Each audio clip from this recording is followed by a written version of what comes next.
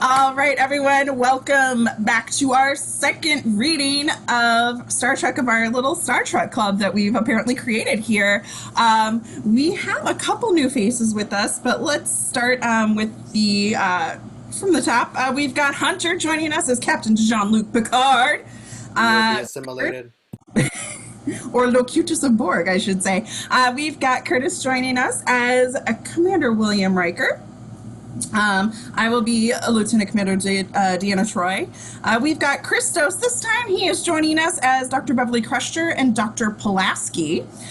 Chelsea is going to be our Lieutenant Worf. We've got Jared, who's going to be our Chief Engineer Geordie LaForge, and Admiral Hansen, who's got a couple roles tonight. We've got Travis, who is back as Ensign Wesley Crusher, the most annoying character in Star Trek, if I don't say so myself. Thank you, Troy. Mommy issues. There's mommy issues. Love, really. Doug is back, and he's going to be joining us for our first episode as Lieutenant Miles O'Brien. Hey. And then Kate's going to take over that for the next episodes. And then Molly is back as Guinan, and she's also going to be one of my favorite characters, Loxana Troy. It's amazing. I'm so excited for this. We've got Charlie is joining us for the first time. Charlie is going to be Lieutenant Commander Data this evening, and Q too, if we get to Q. And then Kate again is going to be our scene description. Kate is our noob. This is our first, day of Star Trek ever, and we love it. And Allison is back with us for the first episode here. She's going to be our Lieutenant Commander Shelby, trying to steal Riker's job. And later on, we're going to have somebody, Marla will be joining us. She's going to be Slade Bender and Q himself. So without further ado, take us away. Star Trek, The Next Generation, The Best of Both Worlds, Part 2. Fade in. Interior, main bridge, optical. Locutus on screen. Barely reacts to Riker's order to fire. Red alert continues. We hear a low rumbling, slowly growing. Riker's eyes locked on Locutus, the rumble grows. Geordie at the engineering station monitoring readings. Deflector power approaching maximum limits. Energy discharge in 6 seconds. As the rumble heightens to a roar, various reactions. Beverly, Troy, Worf, Wesley, Shelby, finally back to Riker. Exterior space, the Enterprise. Close on the main deflector dish as it glows, pulses, and then erupts in a blinding beam that strikes. Exterior space, the Borg ship. Is force field absorbing the continuing blast. Interior main bridge. The ship shakes. Borg ship is undamaged. Impossible. Warning. Warp reactor core primary coolant failure. Can't maintain it much longer, Commander. Riker never takes his eyes off Locutus. Warning. Exceeding reaction chamber thermal limit. Ceasefire. Geordie runs through the series of commands on his panels. Shutting down warp engines. The roar stops. The silence is eerie. The bridge crew is stunned. You couldn't have adapted that quickly. The knowledge and experience of the human Picard is part of us now. It has prepared us for all possible courses of action. The resistance is hopeless. Number 1. And on the frightening intimacy of the moment, on Riker's reaction, fade in. Exterior space, the Enterprise. Alone, the Borg ship is gone. First Officer's Log, Stardate 43999.1. The Borg ship has resumed its course toward Earth. We're unable to pursue pending repairs to the Enterprise. Interior observation lounge. Riker, Geordie, Troy, Worf, Beverly, and Shelby. Admiral Hansen is on the view screen. He is in his ready room on a Galaxy starship. And as we anticipated, the blast burned out the main navigational deflector. We also have damage to the shields and the reactor core.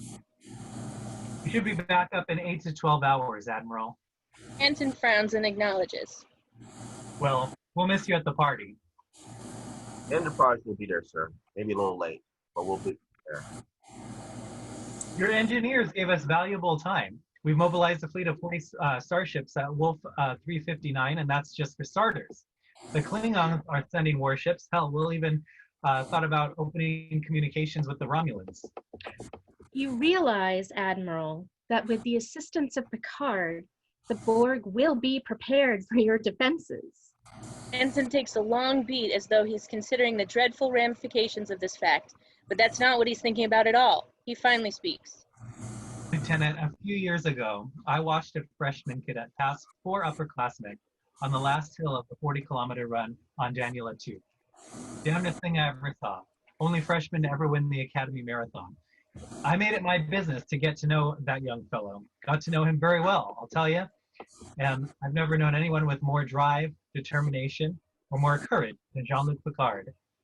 There's no way in hell he would assist the Borg. I want that clear. Of course, Admiral. He is a casualty of war. Then we have abandoned all hope of recovering him.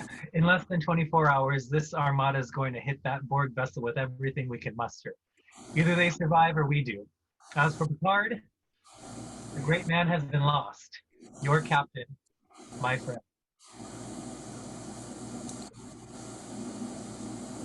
Commander Riker, I hereby promote you to the Field Commission of Captain. Push in on Riker. The Enterprise is your ship now. Congratulations. I wish the circumstances were different. Okay, Admiral. To us all. He signs off. Exterior space the Borg ship, warping towards Earth. Interior Borg ship, moving down a row, no activity. The Borg are in their regenerative state, in their compartments, finding Locutus in a compartment, asleep. A shudder crosses his face as though a nightmare has invaded his mind. Suddenly, his eyes open in a panic. That shot, the Borg ship interior, an agonizing human cry echoes through the chamber.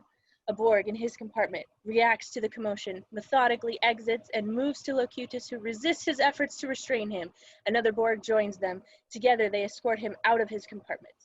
Interior Borg operating room montage sequence. Small and no different than any other area of the ship except there is a medical table. Locutus is lying on his back, conscious as the Borg prepares to use a long probing implant device to add a biochip. Another Borg prepares a huge mechanical arm face, and into his eye. A single tear is in one corner. And as the operation commences, his eyes close, and after a beat, slowly, the color in his human face begins to drain further and further away until he is ashen white. Interior, Captain's ready room. Riker stands at the window, now wearing a captain's rank, looks around, moves closer to Picard's desk, and studies the empty chair. And it's a symbol of the man, and he cannot bring himself to sit there. So he sits in the chair he always sits in, facing the captain's desk. A chime. He reacts and stands. Troy enters. Riker is glad to see her, smiles, warm. Hi. You wanted to see me? And already it's different between them. He's the captain now, and that inherently creates an emotional barrier. How's the crew? Throwing themselves into work to be done. The emotional impact hasn't been fully realized yet. If Starfleet training kicks in and takes over. We know the risks, tell ourselves we're prepared for the consequences. And yet, something like this cuts deeper than we can admit at first. He was our captain. It was like losing the leader of a nation or the head of a family. It's more of a father to me than my own. When I saw him like that, mutilated. You did what you had to do. Nobody doubts your love for him. Is there any part of him left, Deanna? Yes, I can still sense his humanity. You must have sensed pain. Her silence tells him she does. You don't envy your abilities. He cannot stay with the intensity of this moment. Breaking the tension, I better check on the progress of our repairs. There won't be any changes. As far as I'm concerned, this ship, this crew, every new deep, every battle we fight is for him. I'm glad you're here to help me with this. Thank you, Captain. and as they both realize their intimacy will never be quite the same again, their eyes say more than the words, and as As she leaves, we stay a beat on him as he begins to realize it's lonely at the top, and he glances once more at the desk and the empty chair where he still has not been seated. Interior turbo lift as it opens and Riker and Worf enter. Mr. Crusher suggested a chip might be designed that will automatically attune fusers to a random setting after each discharge. That would be a great advantage. We should also see if we can find someone to neutralize the force-based war. We've got to show them we can adapt to. Engineering, we're not just fighting the Borg anymore. We're fighting the life experience they've stolen from Captain Picard. How the hell do we defeat an enemy that knows us better than we know ourselves? The Borg have neither honor nor courage. That is our greatest advantage. I hope it's enough. The doors open and they exit. Interior engineering, the warp reactor where Geordi and Shelby are supervising repairs, checking panels, sensors. Engine control processors are back up. Accelerator coils are responding normally. Forward shields at 58%. Aft shields, sensors must be down. Checking. Sensors are fine. No. Aft shields have completely failed. Damn it. Auxiliary generators are out again. Riker and Worf enter. Seeing Worf, Just the man I need. We're having problems with the aft shields. Generators are going off and online. I could use your help, Worf. Riker nods his approval and Geordi and Worf start to move. How soon do we get underway, Geordi? Still a couple hours. Commander Shelby can fill you in. Geordi and Worf exit. Riker and Shelby are alone. The first time they've been alone since the big turbo lift argument. And the tension of their relationship hangs over the scene. The main navigational deflector is functional again. Sherburne and Barclay are running through the final testing sequence now. The warp reactor core? Reconstruction is proceeding normally. It's slow work. If we can nail down this shield generator problem, I agree with LaForge. We should be at operating capacity in 2 or 3 hours. Good. An uncomfortable beat of silence as they study each other. Anything else, sir? Yes. You did a good job on the Borg ship. I didn't get Picard. You stopped him. You gave us our shot. Shelby realizes that Riker is being extraordinarily generous and she appreciates it. About to apologize for her earlier attitude. Sir. Commander, we don't have to like each other to work well together. In fact, I expect you to continue to keep me on my toes. Some might define that as the role of a first officer. Damn. You are ambitious, aren't you, Shelby? Yes. Riker shakes his head, almost smiles. She does have chutzpah. Captain Riker, based on our past relationship, there's no reason I should expect to become your first officer, except you need me. I know how to get things done, and I have the expertise in the Borg. You have a lot to learn, Commander. Yes, sir. Almost as much as I had to learn when I came on board as Captain Picard's first officer. It reminded me of the fact when I commented on what pain in the neck you are. Yes, sir. Data to Riker. Message from Starfleet, Captain. Go ahead, Data. Starfleet reports it has engaged Borg at Wolf 359. On Riker's reaction. Interior, Enterprise, main bridge. Riker entering in a hurry from the turbolift. Data, Wesley, and supernumeraries. Admiral Hansen on subspace. Captain. On screen. Hansen's image on screen. He's on a battle bridge at red alert. Reception is breaking up. His ship is clearly in a battle. Some shaking. The fight does not go well, Enterprise. We're attempting to withdraw and regroup. Rendezvous with fleet. Transmission ends suddenly. Subspace hiss and snow fills the screen. On Riker's reaction. Fade in. Exterior space the Enterprise. Warping. Captain's log started at 44000.3. Repairs are complete. The Enterprise is warping to rendezvous with Starfleet at Wolf 359. Subspace communications from the site of battle have been cut off, possibly by Borg interference. Interior Observation Lounge. Riker, Data, Geordi, Beverly, Shelby, Worf, and Troy. Lieutenant Worf, everyone at this table shares my respect for your service to the ship. Right now, I need your experience at tactical. Data, I realize your very nature on this mission. Nevertheless, I want you to know that I thought seriously about you as first officer as well. Thanks. It's not time for change. I need you all where you are, where Captain Picard always relied on you. I have been reluctantly forced to conclude that Commander Shelby, our expert on the board, is the ideal choice at this time for first officer. Shelby has softened a bit by now, appreciates the humor at her expense. The staff nods congratulations. On to business. Based on our last communication, we have to assume the Borg have survived the fleet's attack. Their thoughts on our next encounter. What about the heavy graviton beam we were talking about? I've gone over it 4 times. The local field distortion just wouldn't be strong enough to incapacitate them. Dr. Crusher and I have been working on an interesting premise. With our recent experience in nanotechnology, we might be able to introduce a destructive breed of nanite to the Borg. Nanites? Robots, small enough to enter living cells. The time would have taken excellent. That's the problem. 2-3 weeks. In 2 or 3 weeks, nanites may be all that's left of the Federation. There's an ominous silence as the ideas run out. We have the new phaser adapters. Perhaps in concert with photon torpedoes, we can slow them down. But this is a crew with little hope, and ultimately all eyes turn to their captain, a long beat as Riker feels like responsibility of command. I'm sure Captain Picard would have something meaningful and inspiring to say right now. To tell you the truth, I wish you were here to say it. I'd like to hear it too. Angle on the faces around the table. I know how difficult this transition is for all of you. I can take over for him, but I can never replace the Captain Picard. I would never hope.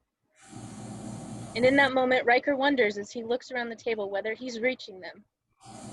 Whatever the outcome, I know our efforts in the coming battle will justify the fate he had in all of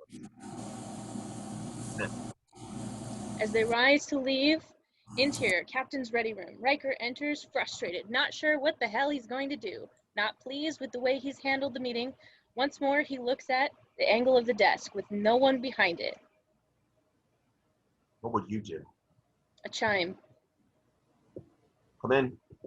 The door opens to reveal Gwyneth. She enters. May I speak to you, Captain? Well, actually, Guinan, right now Picard and I used to talk, now and again, when one of us needed to. I guess I'm just used to having the captain's ear. And sacrilege as it might be, she sits behind the desk in the captain's chair. Riker reacts. I hope I'm not imposing. What's on your mind? I've heard a lot of people talking down in 10 Forward. They expect to be dead in the next week or two. It is said casually, stating a fact. A beat as Riker studies her, wonders what she's getting at. They like you, Riker. They trust you, but they don't believe anyone can save them. I'm not sure anyone can. The way I see things, if a man is convinced he's gonna die tomorrow, he'll probably find a way to make it happen. The only one who can turn that around is you. Riker has had just about enough of this tutoring session with the bartender. I'll do the best I can. You'll have to do something you don't want to do. Let go of Picard. Maybe you didn't hear. Yesterday, I tried to kill him. You tried to kill whatever it is that's on that Borg ship. Not Picard. Picard is still here, still in this room with us. If he had just died, it would be easier. But he has been taken from us, a piece at a time. They study each other in a long beat. Both feel the loss intensely. Did he ever tell you why we were so close? No. And I'm not going to tell you either. But it was beyond friendship, beyond family. And I will let him go. You must too. There can only be one captain. Not that simple. This was his crew. He wrote the book on this ship. And the Borg know everything he knows. Yes. Then it's time to throw the book away. You must let him go, Riker. It's the only way to beat him, the only way to save him. He reacts as she stands. This chair is yours. And she exits. After a beat, he slowly moves to the empty chair and sits down. Interior, main bridge. Data, Wesley, Shelby, Worf, and the supernumeraries are on the bridge. Shelby wears commander rank pipes. Captain, we're approaching the Wolf system. On my way. Riker enters from the ready room. Slow to impulse. Take us to the battle coordinates, ensign. They'll alert. Sensors are picking up several vessels, Captain. The fleet? There are no active subspace fields. Negligible power readings. Life signs? Negative, sir. Visual contact. On screen. Angle on the view screen, and the bridge crew reacts with horror as they see the wreckage of the Starfleet Armada. It's like Pearl Harbor, passing by one dead ship after another. Two-shot, Riker and Shelby, as she recognizes and calls out the names in slow push to Riker. The Chekhov, the Kyushu, the Melbourne. On Riker's face. Exterior space, the Enterprise, as it passes through the cemetery of dead ships. Fade in. Exterior space, the Enterprise at impulse, going through the devastation as before. Interior, main bridge.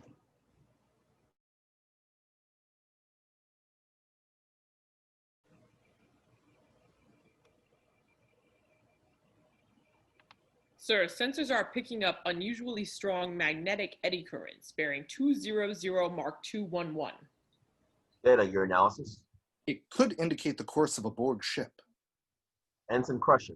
To the course that follows those currents. Hi, Captain. Commander Shelby, you will prepare to initiate your plan of separating the saucer section when we find the Borg. Sir, I must remind you that Captain Picard was briefed on that plan. The Borg will be prepared for it. I'm aware of that, Commander. In fact, I'm counting on it. Crusher, Cartano, Gleason, report to the battle bridge. As the regulars are replaced at their posts by supernumeraries on the move. Mr. Data and Mr. Warp, I have a special mission for you. Exterior space, the Borg ship, at warp. Interior Borg ship, Locutus is escorted, almost like a pet dog on Heo command, to the area near the center chamber where communication takes place. He's less Picard than he was before, more Borg. The facial color is gone. A huge Borg arm has been added. As he positions himself, angle at a wide view screen reveals a small image of a ship approaching. An effect magnifies the image to reveal it as the Enterprise. Locutus reacts. Over his face, Locutus aboard. This is Captain William T. Riker of the USS Enterprise. angle on the view screen, Riker's image. From the battle bridge, You may speak. interior battle bridge, Riker, Wesley at con, Gleason at ops, others as needed, Shelby, Data, and Worf are notably absent. We wish to end the hostilities. Then you must unconditionally surrender. We are prepared to meet to discuss your terms. It is unlikely that you are prepared to discuss terms. It is more likely that this is an attempt at deception. Come now, Locutus. Picard's knowledge and experience is part of you. You know I have never lied. In fact, you should implicitly trust me. Is that so? Locutus is having difficulty processing Riker's routine. Picard implicitly trusted you. Trust me now. Meet with me to discuss terms. Borg influence takes over on Locutus. Discussion is irrelevant. There are no terms. You will disarm all weapons and escort us to Sector 001, where we will begin the assimilation of your culture and technology. Riker turns away from the screen and signals to cut off transmission. Mr. Gleason, can you pinpoint the Borg source of transmission?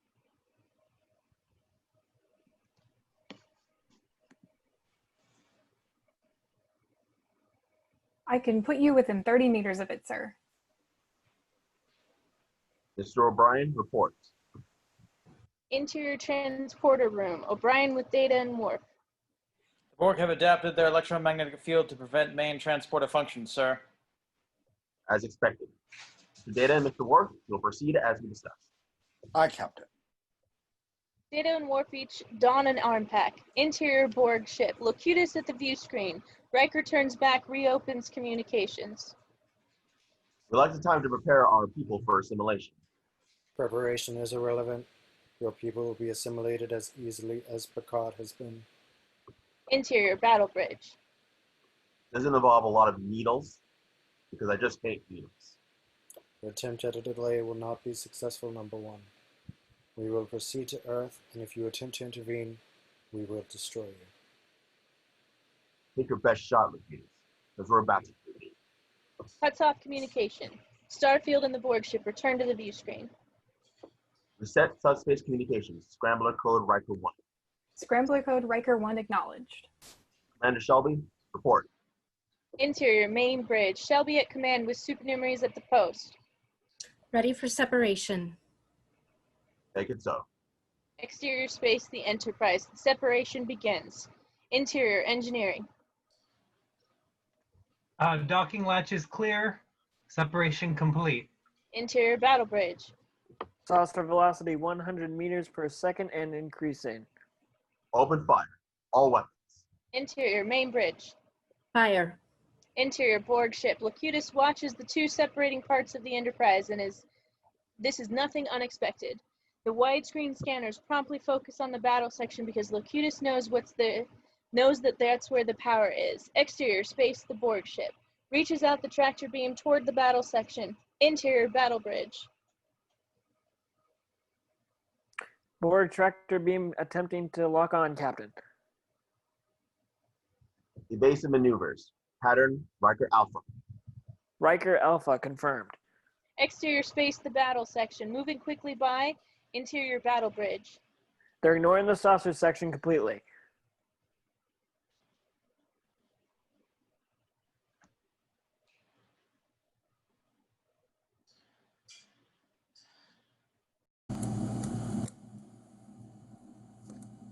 They're ignoring the saucer section completely. Just as you should, Captain. And Ensign. Evasive pattern Riker Beta. Riker Beta confirmed. Thank you for calling me Captain. Commander Shelby, proceed with second phase. Interior main bridge. Acknowledged. Fire antimatter spread. Exterior space, the saucer section. Fires a spread of antimatter pellets, exploding in a spectacular display towards the Borg ship. Interior Borg ship. As the view screen pans towards the saucer sections, Locutus and the other Borg look at the antimatter display, and this is unexpected. Interior battle bridge, pushing to Riker.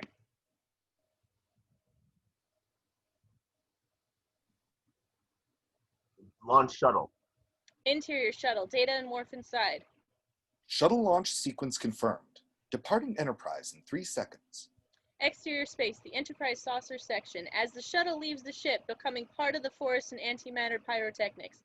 Interior Borg ship Locutus studies what's happening, Picard's mind working unwillingly, suggesting responses. Exterior space, the Borg ship. The Borg ship terminates the tractor beam aimed at the battle section, initiates another beam in the other direction toward the antimatter spread. Interior battle bridge. The Borg tractor beam has moved toward the antimatter spread. They might be picking up engine ionization from the shuttle. Data, cut your engines. Take her in unpowered. Exterior space, the shuttle. To see the shuttle moving through the antimatter field toward the Borg ship. The tractor beam sweeps by, just barely missing the shuttle. Interior shuttle over the shoulder. The shuttle shakes. Interior Borg ship watches. Locutus watches. Interior battle bridge favoring Riker. They're gonna make it. Interior shuttle over the shoulder as it moves up close and personal to the Borg ship. Shuttle has penetrated the Borg electromagnetic field. Data is already out of his seat. The shuttle escape transporter should provide adequate power to beam us onto the Borg ship from here, sir. And back, Mr. Data. Yes, sir. There should be enough energy for 2 transporters. Proceed. Worf moves out of his chair and joins Data by the transport unit as he punches some overhead keys and they dematerialize. Interior Borg ship. Locutus and the Borg react as Worf and Data materialize several meters away.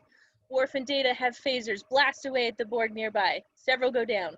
Locutus turns as Worf rushes him. His force field goes on, but Worf and Data together spray a wide fan-shaped phaser blast that dissolves in the force field, and Worf tackles Locutus to the ground as Data continues to cover him with the phaser shots at other Borg. Locutus and Worf struggle on the ground as Data comes up and sedates Locutus with a hypo, and then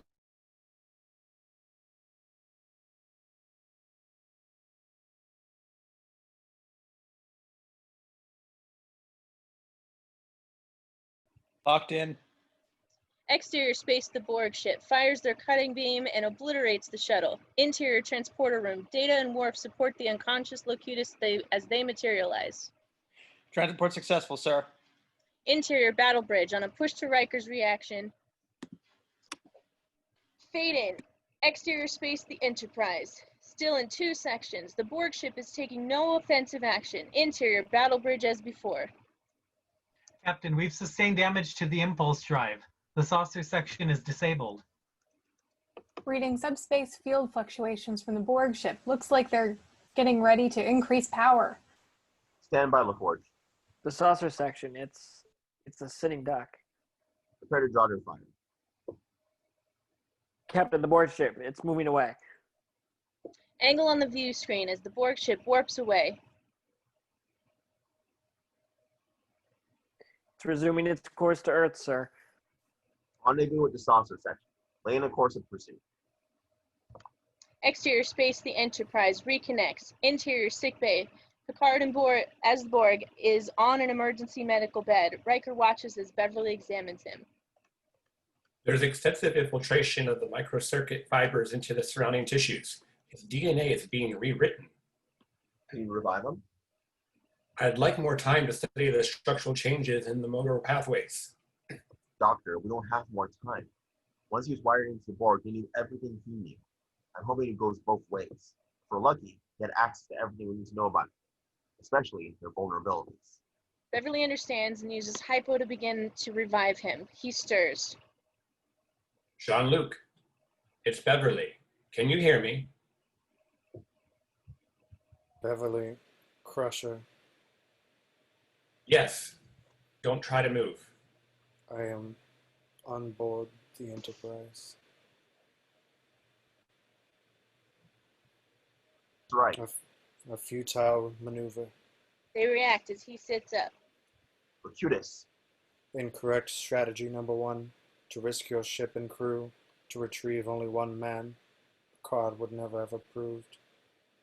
Security. You underestimate us to believe this abduction would be of any concern. Worf and two security men enter. There is no need for apprehension. I intend no harm. There's a moment where the human Picard peeks through and seems to resist, but he is helpless, almost as a plea to his own alter ego. No harm. Locutus continues. I will continue aboard your ship to speak for the Borg as they continue without further diversion to Sector 001, where they will force your unconditional surrender. Interior main bridge, science station. Riker and Beverly looking over Data's shoulder as he works at monitors. An octogram showing some signal measurements. Shelby at command, Wesley at con. Using multimodal reflection sorting, I have been able to detect a complex series of subspace signals between Locutus and the Borg ship. That's how they're controlling him. It is not just a matter of control, Doctor. The signals are interactive across a subspace domain, similar to that of transporter beam. I would hypothesize that these frequencies form the basis of the Borg's collective consciousness. Can't we block them? Possibly. But as you will recall, on several occasions we have witnessed the Borg removing key circuits from injured comrades, no doubt separating them from the group consciousness. The injured Borg immediately self-destruct. That is correct, sir. Cutting the link to Locutus might be fatal to Captain Picard. We have to find a way to reach him. We must know what he knows. Without these interactive signals, it would be only a matter of microsurgery. I could do it. But as long as those Borg implants are functioning, there's no way I can separate the man from the machine. Then perhaps there is a way I can access the machine, Doctor. Riker reacts and interior sickbay. Worf and the two security men watch as Picard examines sickbay, as though he's scanning the technology, satisfied. He comes to Worf and begins to scan him. Worf, Worf silently studies him, mixed feelings. Klingon species, warrior race. You two will be assimilated. The Klingon species will never yield. Why do you resist? We only wish to raise quality of life for all species. I like my species the way it is. A narrow vision. You will become one with the Borg. You will all become one with the Borg. Riker, Data, and Beverly enter. The android, Data, primitive artificial organism. You will be obsolete in the new order. As he scans Data, Beverly comes around and hypos him in the neck. He loses consciousness. Riker and Worf grab him as he falls. Take him to Data's lab. Shelby to Riker. Go ahead. Captain, the Borg have entered Sector 001. On Riker's reaction. Exterior space, the Borg ship. As it moves by us at impulse, we follow to reveal the familiar Monument Valley, if you will, of our own solar system as the Borg ship passes by Saturn. Fade in. Exterior space, the Enterprise, still at warp. Interior, main bridge. Shelby at command. West at con. Riker and Worf enter from turbolift. Supernumerary at ops. The Borg have dropped out of warp, sir. Jupiter Outpost 9-2 reported visual contact at 1200 hours, 13 minutes. Planetary defenses? Responding. No reports on effectiveness. But I can't believe that against the Borg. Mr. Crusher, at their current speed, when will they reach Earth? 27 minutes. As soon as we can intercept? 42 minutes. Riker, Data, your status? Interior, Data's laboratory. This is the set up we had in The Offspring. The raised biobed, the impressive technical equipment. Troy, Beverly, O'Brien, and the one security man observed. Picard is off camera. Data is working the panels, checking monitors. He's seen in profile. The initial cybernetic connection into Captain Picard's neural net pathways has been established. Mr. O'Brien is ready to process the Borg's signal through the transport pattern buffer. Make it so. I want to dispatch Mr. Data. As Data turns, he reveals an open panel on his head. Proceeding immediately, sir. Data out. Over the above, Data has hit a series of panels, and now, angle on the biobed, begins to lower, revealing Locutus, still unconscious, stripped of his clothes, his hideous mutilation clearly exposed. Transfers are patched to the Borg side of him. Data moves into position beside him and begins to attach himself to the biobed transfer device. Neural link will be established in 3 stages, Doctor. I suggest you closely observe Captain Picard's life signs, while Chief O'Brien monitors my positronic matrix activity at each stage. Counselor, hopefully you will be able to determine if I am reaching Captain Picard. At what point should I shut it down if there's a problem? I do not know. I have never done this before. Initiating first neural link. Beverly at monitors with human life signs displayed. The captain's vital signs are stable. O'Brien looking at an occutogram. Positronic activity unchanged. Resume Data. First neural connection is confirmed. I cannot report any significant access to the Borg consciousness. He glanced at moving by Mars, unmanned pods attack it. The Borg ship destroys them easily and moves on. Now we reveal their final destination, the familiar shape of Earth straight ahead. Interior, main bridge. It is confirmed. The Borg have broken through the Mars defense perimeter. Enterprise approaching the terrain system, sir. Go to impulse. Time to intercept. 23 minutes, 14 seconds, sir. Exterior space, the Enterprise. At impulse, power moving by Saturn. Interior, Data's laboratory. Second neural connection is confirmed. I still cannot report any significant access. Proceeding with the final look. He pushes a series of panels, and this time the result is dramatic. There's a visible jolt to Picard. Beverly reacts, checking her monitor. Significant increase in premotor area and hypothalamus activity. His heart rate is accelerating rapidly. O'Brien watching his sensors. Sir, your Summicron matrix's activity is increasing exponentially. Data is absorbing information at an incredible rate, like an internal blast-off. Neural connections are complete. I have access to the Borg subspace signals. Process. Data. And process. O'Brien looks at Beverly with great concern. Borg consciousness. Divided subcommand. Necessary to carry out all functions. Communication. Defense. Navigation.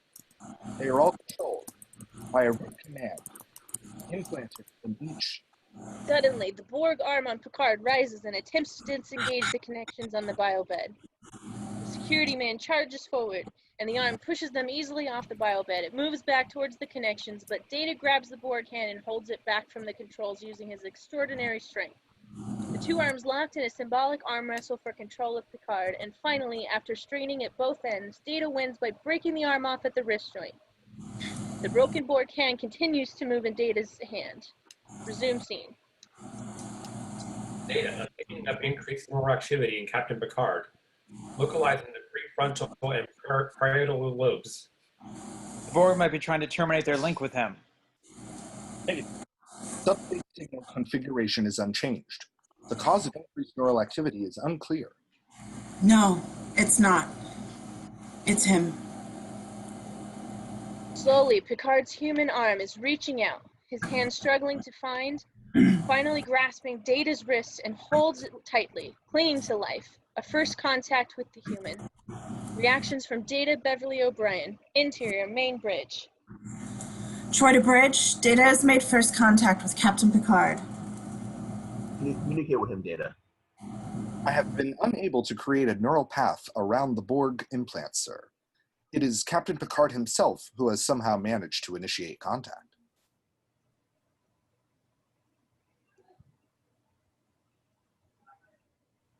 Sir, the Borg have halted their approach to Earth. I think we got their attention. Time to intercept. 2 minutes, 4 seconds. They're worried. They're worried that we got access to Picard. We got 2 minutes to figure out what we can do with it. Interior, Data's laboratory.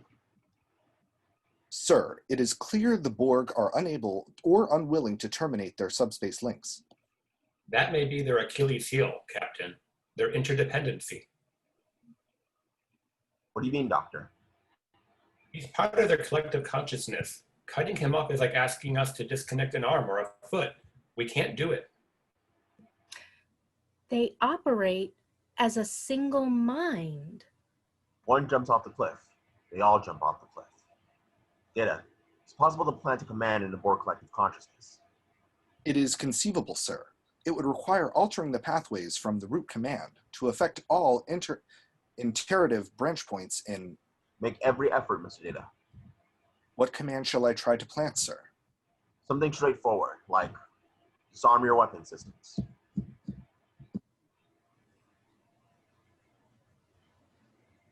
Visual contact with the Borg.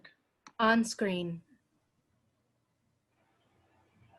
Angle on the view screen. To see the Borg ship long range, Earth is in the background. Magnify. The image is magnified. Sensors reading increased power generation from the Borg. Red alert. Go to all torpedo bays. Ready phasers. Aye, Captain. Set us with the Borg weapons. Borg weapon systems are fully charged. Data? Interior, Data's laboratory. Attempting to reroute command paths, Captain. Defense systems are protected by access barriers. Handing down to find Picard's hand still holding onto Data's wrist. Exterior space, the Enterprise, and the Borg squaring off one last time with Earth as backdrop. The Borg ship sends out their tractor beam. Interior, main bridge, the ship shakes. The Borg are attempting to lock on tractor beam. Rotate shield frequencies. Data report. Interior Data's laboratory shaking continues. I am unable to penetrate defense systems. Command structure, Captain. Try the power systems data. See if you can get them to power down. Acknowledged. Attempting new power subcommand path.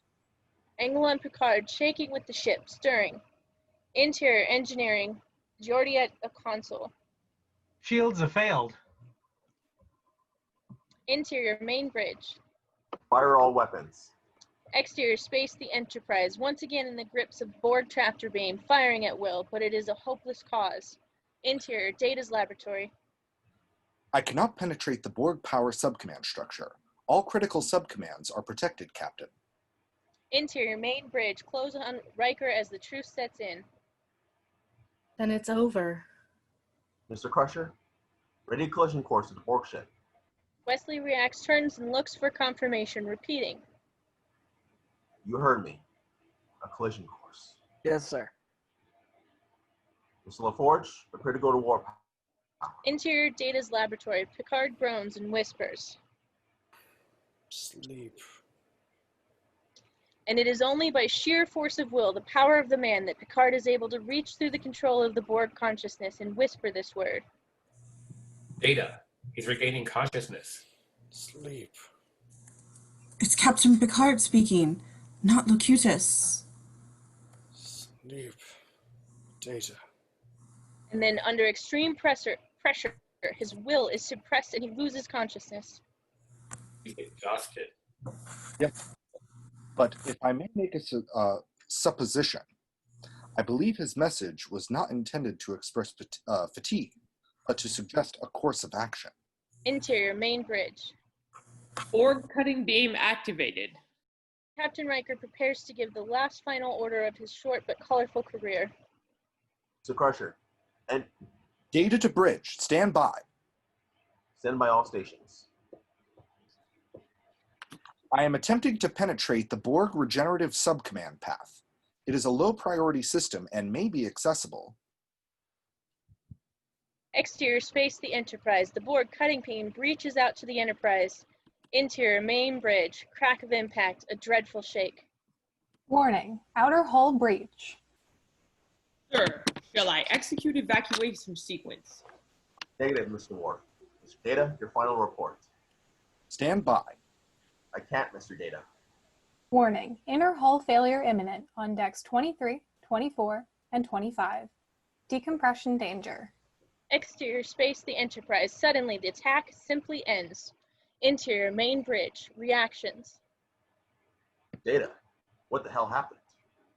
Interior Data's laboratory. I successfully planted a command in the Borg collective consciousness, sir. It misdirected them to believe it was time to regenerate. In effect, I put them all to sleep. Interior Main Bridge. Reactions. To sleep. Yes, sir. Status of Borg power drive. Minimal power. Electromagnetic field. Non-existent. Commander Shelby, take it away to confirm that the Borg are asleep. Delighted, sir. As she exits, interior Borg ship, Shelby, Worf, and Gleason materialize. They examine the Borg, who are all in their compartments. Shelby to Enterprise? It's true. They're all in their regeneration mode. Interior Enterprise corridor, Riker on the move. Any indication to how long we can keep them like this? Interior Borg ship. Checking. Commander, tricorder readings are fluctuating rapidly. Enterprise, there are indications here that their entire power net's about to feed back on itself. I'd say we're looking at a self-destruct sequence activated by the Borg's malfunction. Do you want us to attempt to disarm it? Interior Data's laboratory, Riker has just entered. Beverly has heard. Data is still tied up with Picard. There's no way to know what the destruction of the Borg ship will do to him. We should also consider the advantages of further examination of the Borg and their vessel, sir. I don't think so, Mr. Data. Miss Data, separate yourself from Captain Picard. Data follows the order as Away team, get yourselves home. Mr. Crusher, upon your return, move us to a safe position. And as Beverly watches with personal concern, Data gently removes Picard's hand from his wrist. Exterior space, the Enterprise. The Enterprise moves away and the Borg ship explodes in several decentralized small bursts. Intercutting Data's laboratory, Picard shudders. The Borg ship blows apart. Picard lies still. After a long beat, his eyes open. He smiles weakly. Life signs are stable. The DNA around the microcircuit fiber implants is returning to normal. How do you feel? It's human. It's a bit of a headache. We'll get you to sick bay. We won't have any trouble getting those implants out now.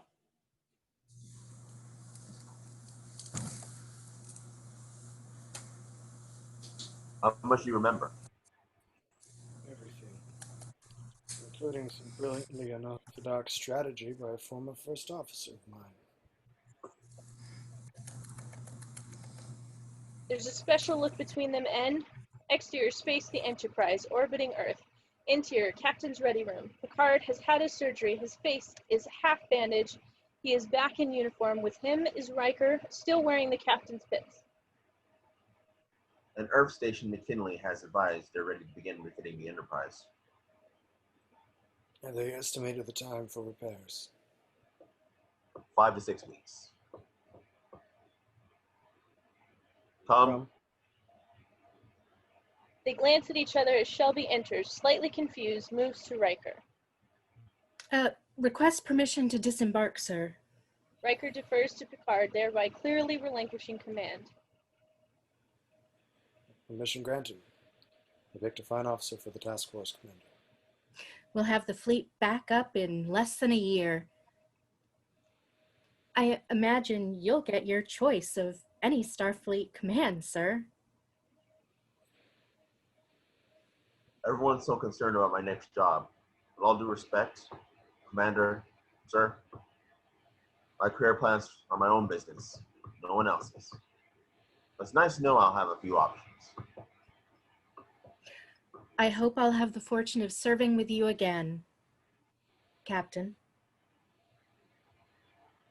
Picard nods, dismissing her, and she exits. Course to Station McKinley is laid in and ready, sir. Make it so, number one. Riker grins and exits, and we stay a beat on Picard as he turns in his chair and looks out his window.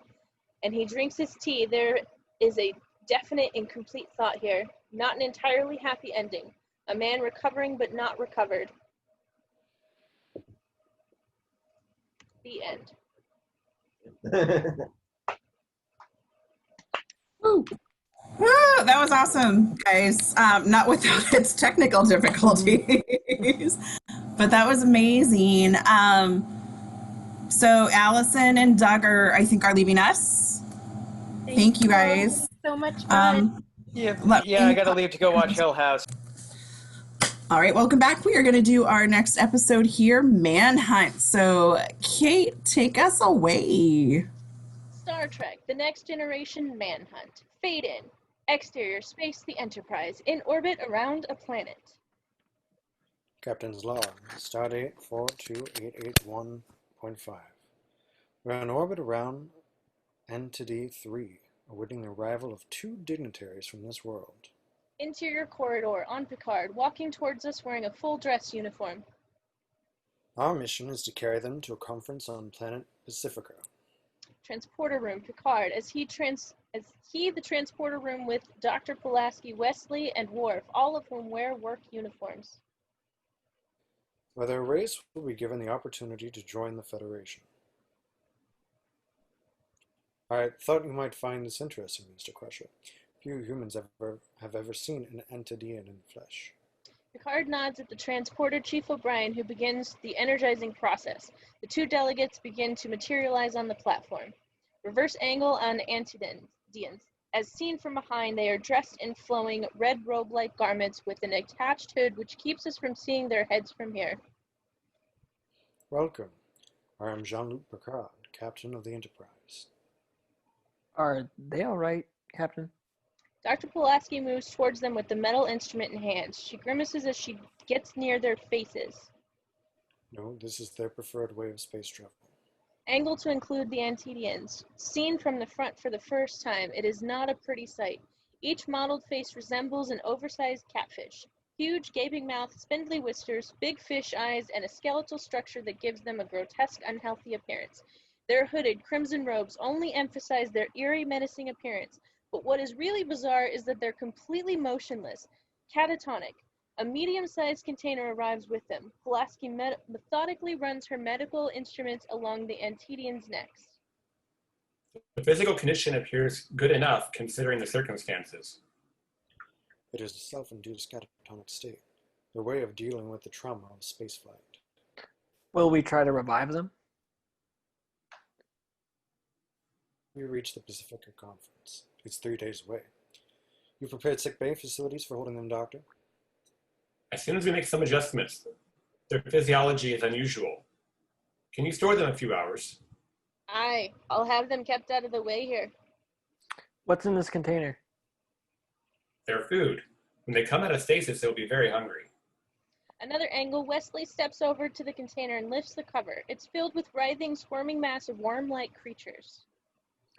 This is what they eat? In great quantities. Provide security? Understood, sir. Worf steps forward and looks at the Antedians admiringly. What a handsome race. The others look at Worf, wondering if he could possibly be serious, and of course, he is. Exterior, space the Enterprise as she leaves orbit. Interior, the bridge. Normal bridge crew on their positions. Troy is also there. What do you think of the Antedians, Wesley? Well, they are rather strange looking, Commander. Picard enters and walks to his position.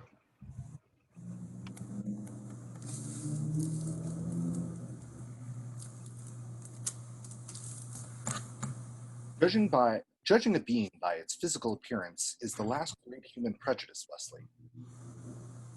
Quite well taken. I'm sure to the Antedians, we're equally unattractive. It's interesting to consider just how subjective beauty truly is.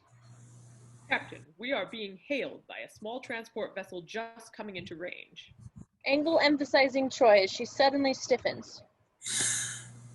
Oh my god. What's the problem? What can she be doing here? On the screen, Captain. Angle including main viewer where the pilot of the shuttle is seen. He appears to be a bit weary and nervous. Starship Enterprise, come in. We have you on our viewer, pilot. Enterprise, I have a passenger, a VIP passenger, who I'm ordered to... Oh, let me talk to them, pilot. I am much more articulate. Transport Mother! pilot seems relieved to step aside and let the woman speak for herself. Move in on the view screen as Miss Troy slides into the picture. Mother! Captain, we are now receiving Starfleet orders granting a Luoxana. Luoxana Troy, daughter of the 5th house, holder of the sacred chalices of Reeks, high heir to the holy rings of Beta Z. Full ambassador status, sir. I'm afraid it's back into our formal uniform, your formal uniform, Captain. And yours too, Commander. She is listed as representing the Betazed government at the conference. Mother, please don't do this to me. Do what to you, little one? Oh, what naughty thoughts, Jean-Luc. How wonderful you still think of me in that way. Angle emphasizing Picard and Riker, looking at one another resignedly, prepared for the worst. Fade in. Interior transporter room. Picard, Riker, and Troy. As they enter, Picard and Riker now in formal full dress. The Antedians, still catatonic, have been moved to a side where security guard stands with them. Ugh, it's so like my mother to do the unexpected. She's famous for it. It would be nice to have her as a guest of the Enterprise again. Riker exchanges a look with Picard, signifying some reservations. Picard turns to Transporter Chief O'Brien. Angle on the transporter platform. As Miss Troy beams in, she's apparently kneeling on the platform, hunched over and facing backward, close on Mrs. Troy. Ah, where are my legs? Where they belong, Mother, right under you. Mrs. Troy begins standing up. Oh, wonderful. So they are. But I'll never completely trust this device, Jean-Luc. He's Captain Picard, Mother. Mrs. Troy has turned to where she suddenly sees the frozen Antedians. Ah! Bling. Sorry to startle you, Miss Troy. These are Antedian delegates, temporarily being stored here, I believe. Delegates. The last time I saw something like this, it was being served on a plate.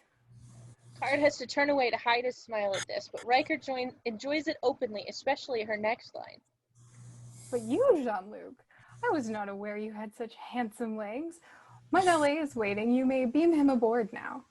Picard nods at Chief O'Brien, and in a second, a larger figure materializes. Mr. Halm arrives carrying Mrs. Troy's suitcase. He breaks into that easy, enigmatic smile of his as he looks around the room. You remember Mr. Halm, of course. Don't forget Mr. Hum. Welcome back to the Enterprise. Halm nods towards Picard. I've retained his services despite the outlandishly lustful thoughts he spews in my direction. I suppose the poor fellow just can't help himself. It's hard to believe that Halm would lust after anyone. Perhaps you could show me to my suite now? Certainly. Mr. Halm starts to pick up her luggage. Put that down, Holm. We can't deny the captain the honor of carrying my belongings. Picard looks at the beehive-shaped carry-on case. He remembers the last time. I won't interfere with Holmes' duties this time. That's not the real reason, Jean-Luc. You forget I'm a telepath. Picard looks from Mrs. Troy to Deanna, and Halm picks up the luggage. Look, since it's apparently has some meaning to you, Mrs. Troy, I'll... Riker reaches to take the luggage from Halm.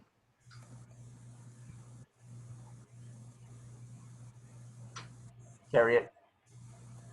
Halm has released the luggage and the full weight of it, with a muffled clanking sound. It's taken by Riker, whose words have come out in a surprised groan.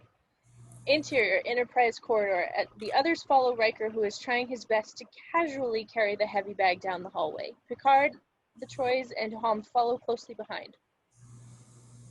It's just down this hall. Emphasizing the Troy women, Deanna is glaring at her mother, who is looking at Riker's legs. He has nice legs too, little one. Is he still yours? Humans no longer own each other that way, Mother. Oh, really? That's a custom we may have to introduce again. Interior Mrs. Troy's quarters. Picard, as the group enters and Riker puts down the baggage, sighs with relief. Thank you. Glad I can help out. Riker and the others exit, leaving Picard to face Mrs. Troy alone. I trust you'll be comfortable here, Mrs. Troy. Now, if you'll excuse me, I must get back to my duties. Captain, I will be serving a Betazoid dinner of greeting tonight. It's an ambassadorial function. Of course. It sounds delightful. Picard exits. Mrs. Troy speaks of him as she flutters about, checking on the intricacies of her quarters. He's a fine man, solid, earnest, reliable, perhaps a little on the dull side, but all in all, he's not bad. I cannot believe you. You sound like you're sizing him up like a commodity. But that's exactly what men are, darling, especially human men. Was your father ever unhappy with me?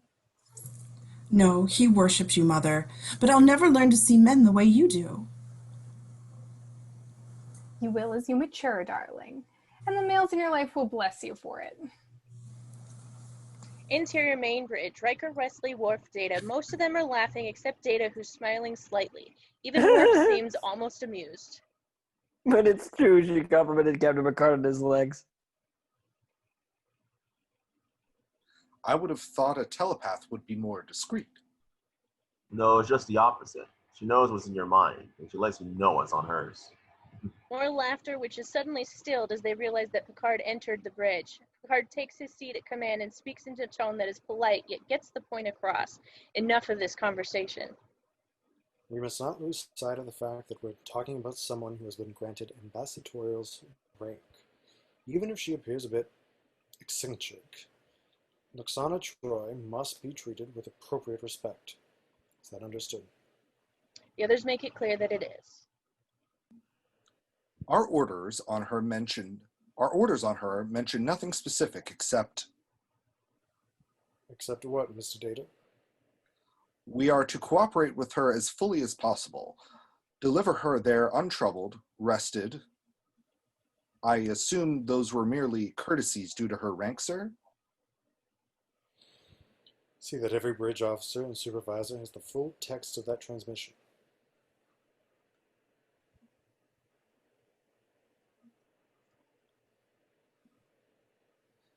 Exterior Aye, space sir. Enterprise in warp travel. Interior main bridge favoring Picard. Picard to Pulaski, when was the last time you looked in on our Antidian guests? Interior transporter room closed on Pulaski, intently concentrating on re-examining the Antidians. I'm doing so right now, Captain. Are they still catatonic? Status of beings is unchanged. Pulse still steady. Respiration normal for them. Interior main Understood. bridge, same setting. Understood. Keep me informed. Picard out. Picard leans back in his chair and takes a deep breath and then rises. I believe I'll get some rest. It will be a dress uniform dinner, gentlemen. Sir? But Picard exits. Inquiry, Commander. To which dinner was the captain referring? Nothing I've been invited to. Apparently no one has. Very interesting. Exterior the Enterprise, flying at warp speed. Interior Enterprise corridor. Picard, back in formal dress, walks down the hallway with a bottle of ice blue Altarian brandy in his right hand. As he rounds the corner, he comes face to face with Dr. Pulaski, going the other way. You're not attending the dinner with us this evening, Doctor? I've already eaten, Captain, but thanks anyway. We hear a chime. Man, The expression on Pulaski's face is interesting. Interior, Mrs. Troy's quarters. Picard enters to find romantic lighting with candle-like objects spread about the room and a small table made up for two. Mrs. Troy is out of sight in an adjoining room. Mr. Holm is filling expensive-looking glasses with what looks like wine. Picard holds out the bottle. Holm accepts it. And then, to Picard's surprise, he unscrews the top and begins to drink it straight from the bottle. Picard starts to say something, but he thinks better of it. In a matter of moments, Holm drains the entire bottle. The giant smiles at Picard and bows regally, his way of saying thanks. Tell me, Mr. Hum, when will the others be arriving? He stares back blankly. The other officers? Commander Riker, Deanna? Holmes shakes his head from side to side and smiles mischievously. He points a long finger at Picard and points behind the captain. Picard turns to see Mrs. Troy leaning against the wall, wearing a sexy dress and provocative look. hello, Jean-Luc. So glad you could come. Move in on the captain. This is not what he expected. Fade in. Interior Mrs. Troy's quarters. Mrs. Troy and the captain are seated at the little table about to begin their meal. Their glasses are full and Holm is serving a colorful betazoid salad.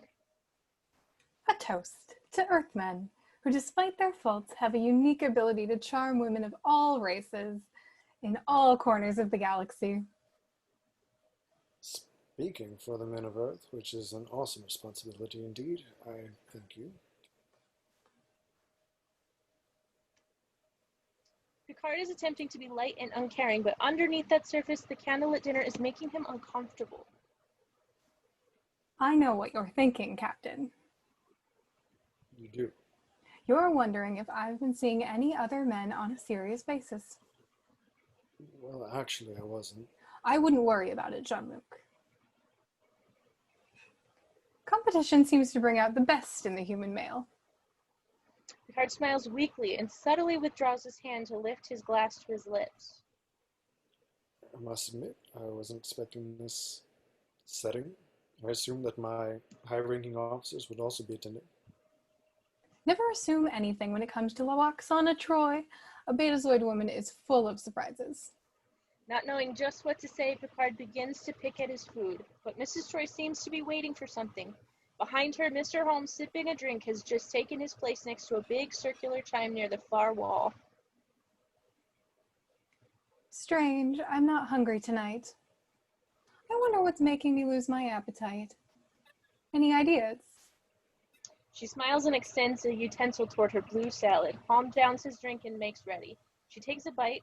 Holmes strikes the chime. Picard jumps at the sound. Oh, yes. You're giving things for your food. I'd forgotten about that. I wonder how many other cultures have similar customs. I don't know. Let's find out. Commander Data. Yes, Captain. Mrs. Troy and I are having a very interesting discussion about the various ways by which societies give things. For instance, the Betazoids use the chime. The use of the chime is unique, but not at all dissimilar to the Ulans of Marigeritus 6, who use two large stones when which are continuously struck during the meal. Those at the dinner must eat until the stones are broken. Or the oligarchy on Atifs 4, which requires the young male to... Well, this is absolutely fascinating. Don't you agree, Mrs. Troy? Data, if your duties permit, why don't you join us for dessert? You are forgetting, sir, I do not digest foodstuffs. Therefore, I cannot participate in the consumption of your post-main course edibles. What did he just say? You don't have to eat to join us, Commander. I'm sure Mrs. Troy would simply enjoy the pleasure of your company. Data is pleased to hear it. Indeed, sir. I am on my way. Data out. How could you possibly think I'd want to share our special time together with that robot of yours? Because of his wonderful after-dinner conversation. His anecdotes are the stuff of legends aboard this ship. Enter Mrs. Troy's quarters, close on Data, now sitting at their table, eagerly concluding an anecdote. So by using the square root of pi and then multiplying it by 9 to the third power, I was able to accurately calculate the distance between the Omicron galaxy and the Crab Nebula. Pull back to include Picard and Mrs. Troy. She is literally bored stiff by Data's stories. In the background, we see Mr. Holmes break into a slow, cat-like yawn. Fascinating Data. I'm sure Mrs. Troy would love to hear the one about the anomalous chemical composition of, say, brown dwarf stars.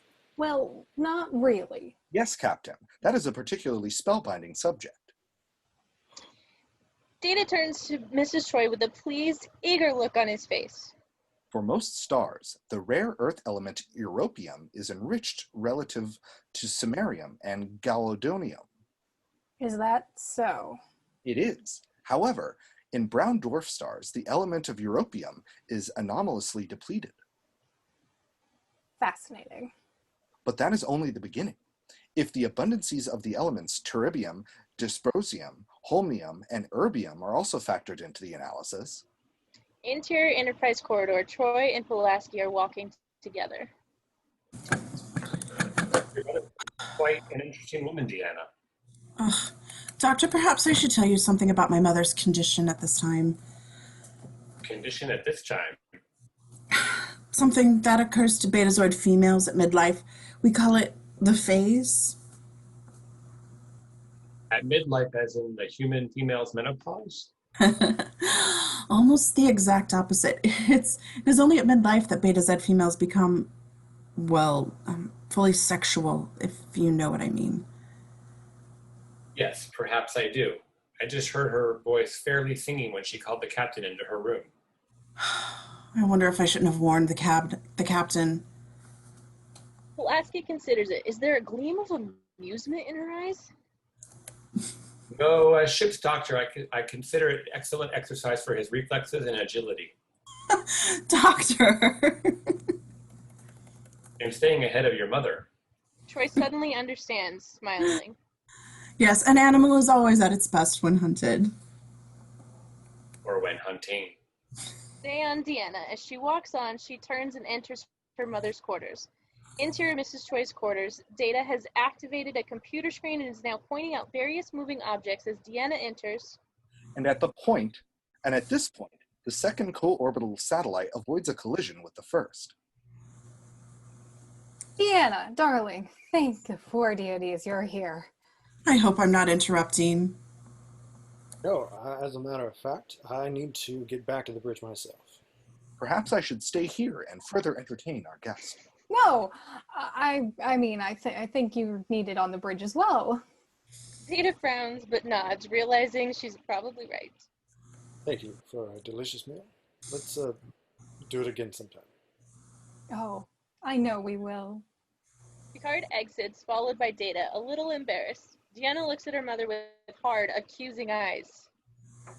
Little one, the captain is every bit as charming as your father was. Mrs. Troy innocently takes a bite of her Betazoid dessert and home rings the chime. Interior Enterprise corridor outside Mrs. Troy's quarters, Data and Picard walking together. Data, you'll never know just how much I owe you for that. Indeed, Captain. I may know more interesting anecdotes as well. Interior main bridge, the captain and Data exit the turbo lift and enter the bridge. Riker swivels from his position at command and addresses Picard, still in dress uniform, who is moving toward the ready room. Status of the Antedian delegates unchanged, Captain. What's our ETA to the conference? 45.3 hours, sir. Very good, number one. I'll be in my ready room. Picard enters his ready room while Data crosses to Ops. Interior, Mrs. Troy's quarters, home, bottle in hand, is cleaning up the table. Mrs. Troy is humming to herself as she throws on a Betazoid shawl. Why would you come aboard at a time like this? I had no choice. I was going to Pacifica. You were going to Pacifica. It seemed an appropriate thing to do. Don't be absurd. You knew what this would lead to. Deanna trails off as she looks at home. She doesn't want to continue this conversation in front of anyone. She takes her mother by the arm and leads her out of the room. Interior Enterprise corridor on the Troys. Deanna is animated and concerned while her mother is smiling and relaxed, nodding hello to passersby. What stage is it in? I have it completely under control. What stage is it in? Well, far enough along for me to enjoy it, little one. Now I know why you wore that dress. Don't be ridiculous. It's a simple little dress. There's nothing provocative about it. What are we gonna do? I'm going to do the only honorable thing there is to do. And I'd say the captain has the inside track. Don't even think it. Why not? He was thinking it all through dinner. Interior captain's ready room, tight on Picard's face. He's in his regular uniform. I was what? Pull back to include Riker and Troy. I tell you, Diana, for a telepath, your mother's accuracy leaves much to be desired. Actually, her telepathic prowess is quite advanced, except for now.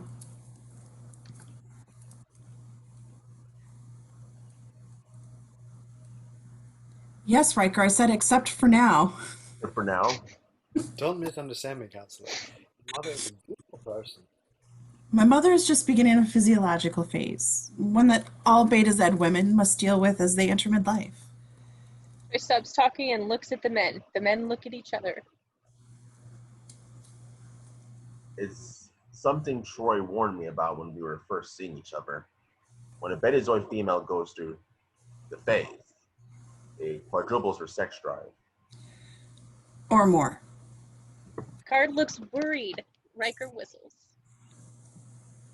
Or more? I didn't know that. I didn't want to frighten you. Look, my mother has opted for the only dignified course of action open to her. No. Isolation? She's chosen to focus all of her sexual energy on one male.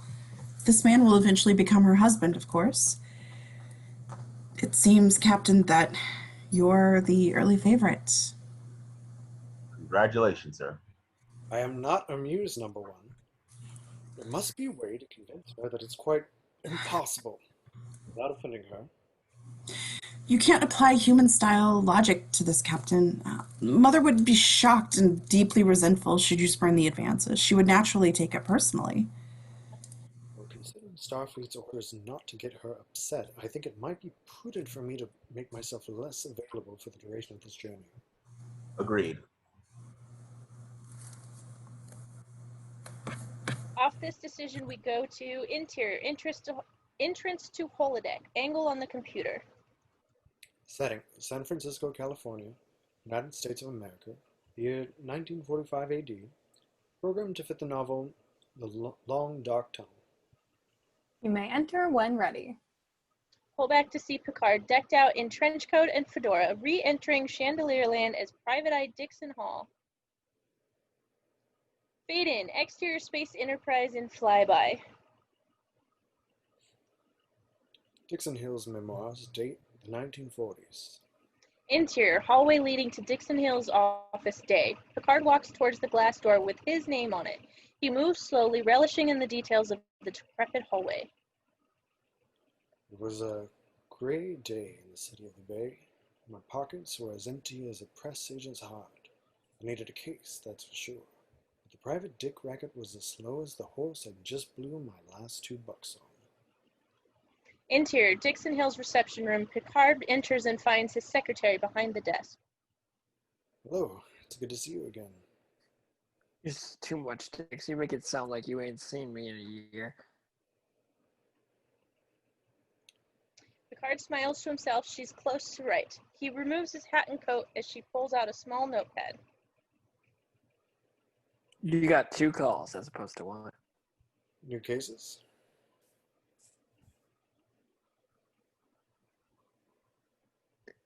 Are you kidding? The last time we got a new case, Hitler wasn't running Germany. Your tailor called. He wants his dough for cleaning your other suit, and your landlord called, and you can guess what he wants. I see. Well, pay the tailor, install the landlord.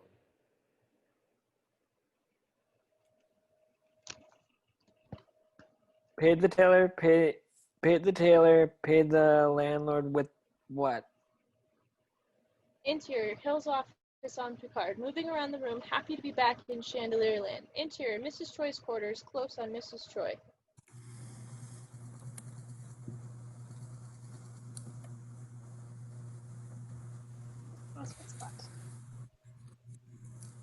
Unavailable. Ship's business. Pull back to reveal Deanna standing across from her. Mrs. Troy seems more surprised than angry. Ship's business takes precedent over me? I'm afraid so. Oh, well, he was too old. For me, anyway. Still thinking, she moves over to where Ham is happily sampling several tall glasses of multicolored liquids. Let's consider my alternate plan.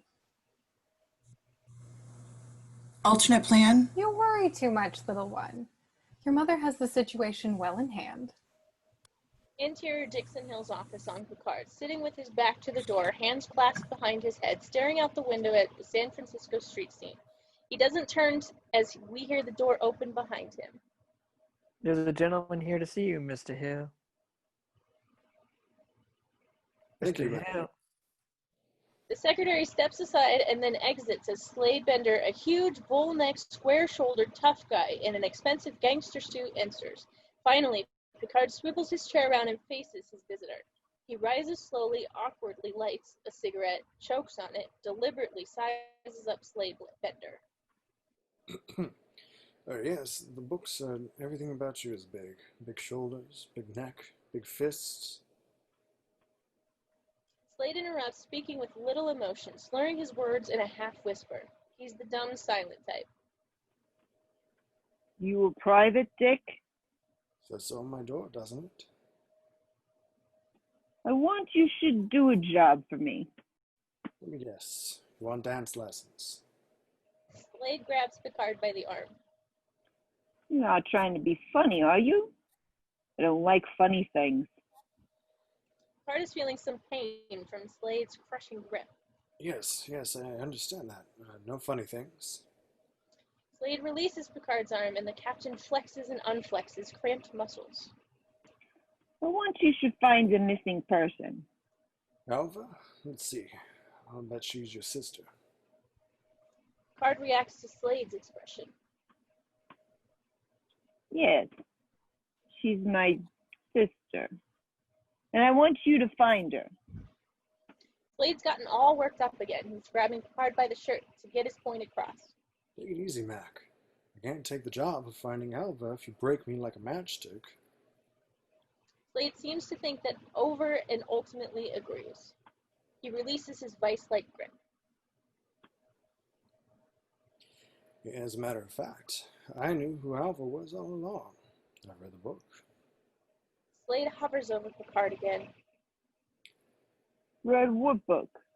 Are you being funny again? Got a picture? Of Alva?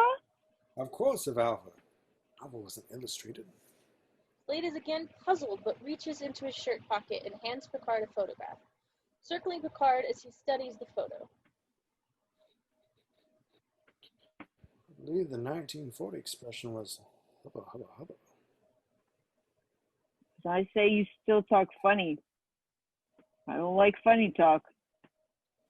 It's part of the cost of hiring a private eye like me, Slade. I'm very different from most you could get. Picard looks up at Slade, then back at the photo. I want you to find Alva. I'll pay you. Okay. I'll find Alva for you. You might not like what I find. Slade simply nods and then turns and walks out the door. Picard calls after him and follows. Slade continues up the reception door and into the hallway. As Picard passes his startled secretary, he comments to her with a smile. This is so much fun.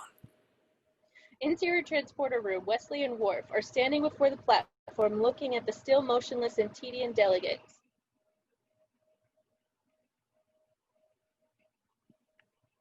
Even in this state, they possess a certain dignity, a graceful countenance. Wes takes a good look at the scaly, grotesque faces under the red hoods. If you say so, Lieutenant. I see. Is this how you felt when you first saw me? Oh, well, maybe at first, but now that I've seen a few more Klingons, I know that you're real handsome for a Klingon. Worf grunts, not sure he likes that compliment. That didn't come out right. The door opens for Mrs. Troy enters, followed of course by Mr. Holm. She looks up at the Antedians and shudders. I still say they look better in sauce. No, nothing. When will a good captain revive them? Not until we reach Pacifica, ma'am. Mrs. Troy turns her attention from Antedians, Worf and Wesley. She walks around them in a slow circle. Holm follows 2 steps behind. You seem a fine boy. One day you'll grow up to be a big, strong man. Wesley looks over at Worf, wondering what she's getting at. Even though humans age far more rapidly than betazoids, I cannot afford to wait for you to mature. But This you... confuses Wesley even more. Mrs. Troy eyes Worf. But you... Your innermost thoughts are primal, savage. I like that in a man. I am not a man. Which is in your favor. Men are often being irrational and egotistical. But I'm afraid I've grown accustomed to human companionship. It's nothing personal. You would have made a fine choice. Worf frowns. He is about to ask her what she's talking about when she turns to her valet. Who's next, Mr. Holm? Holm puts his hands to his eyes and pantomimes the structure of a visor. Ah, yes. Let's get to it. I'm not getting any younger. Mrs. Troy exits. Holm bows to Wesley and Worf, then follows. What was that all about? Worf has no idea. Interior engineering. Geordi is at his station. The antimatter core is throbbing as Mrs. Troy and Mr. Holm approach. Lieutenant LaForge, I wish to be direct with you. I prefer it that way. Now, what are you being direct about? I have decided to give all the bridge officers an equal opportunity to gain my favor. I see. Ah, but you don't, and that's the problem. I wonder whether a sightless man could ever appreciate great beauty. That's funny. I've always had the same doubts about the sighted. Odd. How so? Because my eyes don't seduce my mind, I'm driven to find beauty in other things. Things sighted people tend to ignore. The lovely temperature gradations of bodies, the moisture patterns, the indications of inner peace and harmony.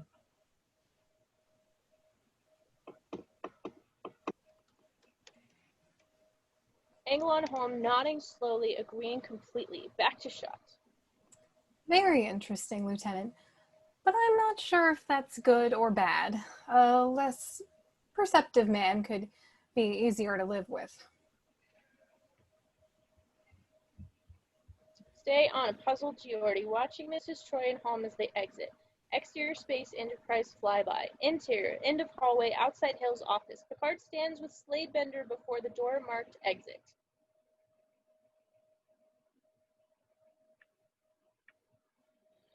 $20 a day plus expenses. 50 when I find her.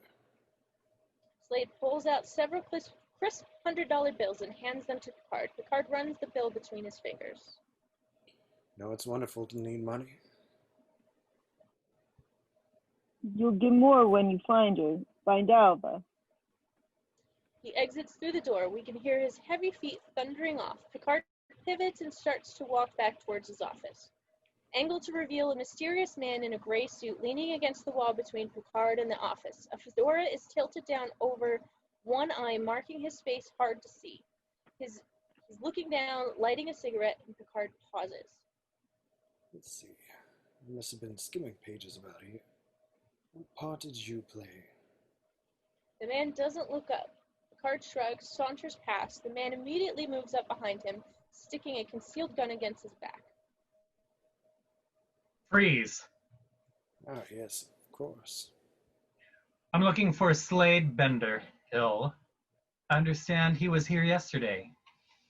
My, time does fly in the holodeck. Hands up, Picard turns slowly to get a look at his assailant. The tough guy has olive skin, a jagged scar on his cheek, and oddly pale eyes. Even if I happen to know Slade Bender, why should I help you? Because he owes me money. And because if you don't, I'll blow your head off. A slow, cool smile spreads across Picard's face. You'd say something like that? Marvelous. The tough guy is really ticked off by Picard's unfathomable remark. He jams the gun against Picard's ribs. Cut the crap, Hill. Tell me where he is or so help me. I'll plug ya. I don't think so. With lightning quickness, Picard throws a classic punch, knocking his adversary reeling. The tough guy swings about, shoves his gun into Picard's belly, and fires. On Picard's look of astonishment, faded, interior, chandelier land hallway, Picard and tough guy. The hood is staring in disbelief at Picard. Come on, drop. I shot ya. Well, the gun was fired. Thankfully, the holodeck is handling it correctly, and the mortality failsafe is functional. Tough guy suddenly swings his gun and catches Picard on the side of the head. It's a real blow which hurts, but Picard pulls the hood by his tie and knocks him out on the chopping overhand right. Closer on Picard, he rubs the side of his head and finds blood there. In some ways, the program is almost too accurate. Dixon Hill's secretary has come running out, having heard the shot. She immediately spots the blood on the side of Picard's head. Dixon, you're hurt. Don't worry about it. I'm going out for a drink. Dixon Hill's secretary looks on admiringly as her boss literally shrugs off his wound and exits the hallway. Interior, Rex's bar on Rex, the tough-eyed bartender who owns the dark, moody bar. The place is almost empty. A sailor sits next to a bleached blonde at the bar. A couple of hair drinkers are at the tables in the back. The jukebox is playing a mournful 40s torch song, and Rex is pouring scotch into the glass of Chinese-American customer. Angle on the door. As Picard enters, he looks around, affection in his eyes. Wide angle as Rex spots Picard at the door. Well, hello, Dixon. Haven't seen you in a while. Picard approaches the bar. What's it been, 4 hours? Picard sticks out his hand and smiles. You must be Rex, am I right? You gotta ask me that, pal. You need a drink. You're right. I do need a drink. The usual? Let's see. Scotch, neat. What else? I hate to be the bearer of bad news, old buddy, but you're leaking blood. So, got plenty more where that came from. Geez, Dix, you're as tough as nails. Picard gulps down his drink and almost turns green.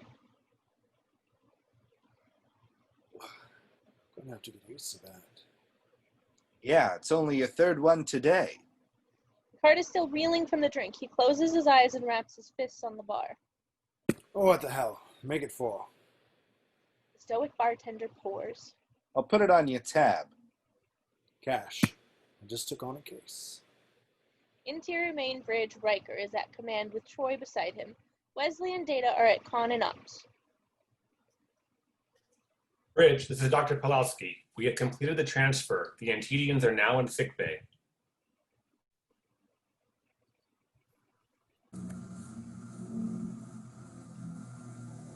I'm sorry, what page are we on? I kind of. Hold on a second. We are. Okay, page 41? All right. Yep. Acknowledge, Doctor. ETA Pacifica. Mr. Crusher? 12.4 hours, sir. That will give us there approximately 2 hours before the conference begins. The turbo lift doors open and Mrs. Troy and Mr. Holm enter the bridge. Deanna immediately reacts, going to her. Mother, what are you doing here? You can't just stroll up to the bridge whenever you feel like it. I didn't just stroll up, dear. I took the turbo lift, or whatever you call it. The captain's not here? He's busy elsewhere, ma'am. Well, no matter. I have other interests as well. Mrs. Troy has begun to slowly circle the bridge, pausing briefly before the bridge officers she has been considering. You're scheming something, Mother, I can tell. You're always so melodramatic, little one. I'm not scheming, I'm deciding. Mrs. Troy ends up in the command area next to Riker. Tell me, Commander, what is your opinion of Betazoid women? Well, I've only your daughter and you, but judging from that, I've considered the fairest in the galaxy. He has excellent taste, little one. That's enough. This is getting embarrassing. My lovely daughter has always found it difficult to accept compliments from male admirers. I, however, long ago learned to accept them. Reaction shots of Wesley and Data. The key to learning how to endure constant flattery without letting it go to your head. Don't you agree, Commander? Wide angle. If you say so, ma'am. I like that answer. Now here's a man who knows how to defer to a lady. I only hope the rest of you men are listening. Deanna puts her hands to her head, and for the first time, Riker wonders if he made a mistake. Interior, Rex's bar, Picard, is making love to his scotch. Rex is straight across from him, leaning against the bar. The classic bartender customer scene. The bar has a few more patrons now. So she says, Rex, when are you gonna sell the bar and get a real job? Make a shoe, mend a fence, do something useful. Can you believe that, Dix? It's hard to believe, Rex. She just doesn't understand the service I perform here. My regulars depend on me to pour and listen, listen and pour. I'm like some kind of psychologist to you guys, am I right? Both men are looking down now and shaking their heads. Rex starts to pour again, but stops as he sees someone coming up behind Picard. Soon the captain is also aware of the presence behind him. I recognize the size of that shadow. Hello, Slade. Buy you a drink? Slade violently spins Picard around and speaks to him nose to nose. Where's my Elva? Working on it. You're not working hard enough. Hey, pal, that's my buddy you're manhandling there. Maybe you ought to, Rex cuts off as Slade moves up to the bar to fix a murderous gaze upon him. ought to go right ahead with what you were saying. Rex shoots Picard a look that says, sorry, you're on your own, and busies himself with drying a glass. Slade grabs Picard again. I paid you money, Hill. Where is she? Interior sickbay. Dr. Pulaski is examining the Atedians who are laid out in beds now. Worf stands alongside her with one of his security guards in the background. The blood chemistry and brain organization of these creatures is completely outside of my experience, but it seems their metabolic rates are increasing. Is that good or bad? It's good, I think. Pulaski moves right up to one of the creatures and runs a tricorder alongside the unseeing eye. She stops with a start, jerking backwards involuntarily. The Antedian's eyes just blinked. Interior bridge favoring Riker. Pulaski to bridge. Riker here. Antedians are coming around. They're currently in the early stages of post-hibernation. How long before they're fully conscious? I guess it's a matter of hours now. Very good, Doctor. I'll notify the captain. Riker out. Excuse me, ma'am. Are you going to see the captain? I thought he was tied up on ship's business. In a manner of speaking, he is. I'm not going to interrupt him. I'm simply going to inform. What excellent timing. You can also inform him about us.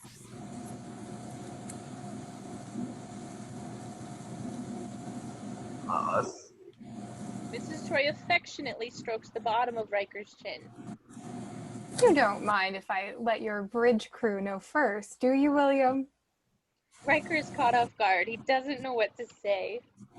Dear friends, you're all invited to a prestigious occasion on planet Pacifica. Oh no. There, on the shores of the Western Sea, in a traditional Beta Z ceremony, your Commander Riker and I will be joined in union of holy wedlock. Married? Till death do us part.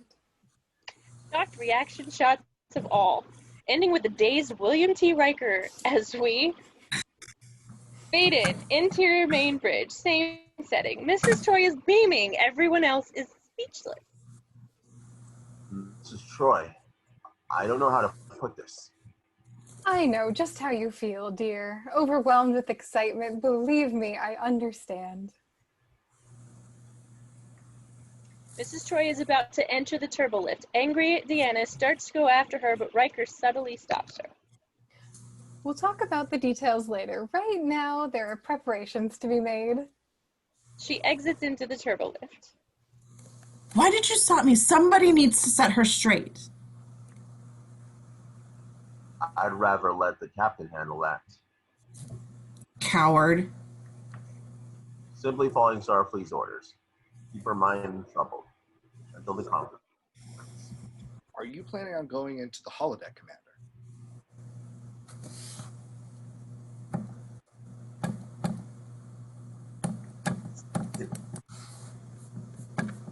Where are we? 47, Commander. Bottom of 47. Okay. Simply, okay. Dynamite Data. Want to come along? Close on Data. A trace of smile spreading across his face. Interior hallway leading to the holodeck, matching cut on Data, the same little smile on his face. Pull back to reveal that he is now decked out in his pinstripe suit and fedora. Riker steps into frame beside him, still in his uniform. I have mastered the language, or lingo, of the period, sir. Also the mannerisms and body language. Data stops for a moment and demonstrates a tough, cool mannerism, a classic Cagney hitch. For example, this is the gesture denoting confidence and physical prowess. It is effective in attracting females and frightening off would-be adversaries. They've reached the holodeck entrance. Should anything in there confuse you, sir, do not hesitate to ask. Company know I'm an expert, Data, but we're really not going to be there that long. Computer. Interior Rex's bar, same setting as before, only now Slade Bender has taken a seat at the bar beside the captain. Rex stands bottle in hand directly in between them on the other side of the bar. Be anywhere, Slade. You can't expect me to find her in one afternoon. It's been 3 days. Is it really? What I mean is, you gotta have patience. I'll find her, I guarantee it. she'd contact me if she knew I was looking for her. Come on, pal. So she told you that? So what? If I had a dime for every time a dame said that to a guy. Rex cuts off as Slade gets to his feet, steamed, and looking at Rex like a bull about to charge, Rex quickly changes course in midstream. I'd probably have less than $1, because a girl never says that unless she means it, you know. The big fella buys it hook, line, and sinker. See? I want you to find my sister. Behind them, Riker and Data enter the bar. As they walk inside, Data speaks to Riker in a hushed voice. In the last program here, we said it was from South America. We said I was from South America. It seemed to explain my unorthodox appearance. As they approach the bar, Picard spots them. Slade instantly rises and reaches under his coat. Picard grasps his arm. Easy, Slade. They're friends of mine.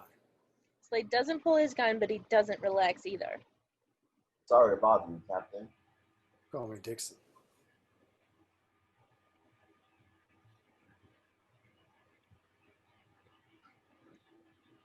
Uh, I said call me Dixon, number one. Oh.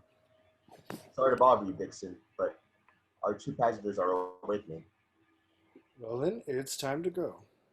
Your friends got time for 1 drink, haven't they, Dix? Riker nods to Picard. There's still some time. Picard smiles and pushes his hat back. Sure. I can afford another round. As Rick pours, Picard does the introductions. Data reaches out and examines the money.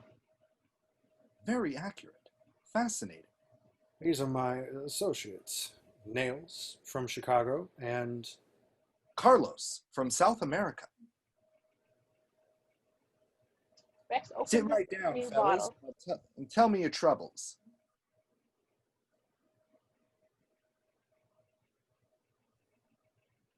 Oh, troubles I've got, sir. There's a certain woman, a wealthy and beautiful woman, who suddenly says she's going to marry me. Picard looks at Riker and he gets the point. Got look in bucks? Sounds like you've got yourself a heck of a deal.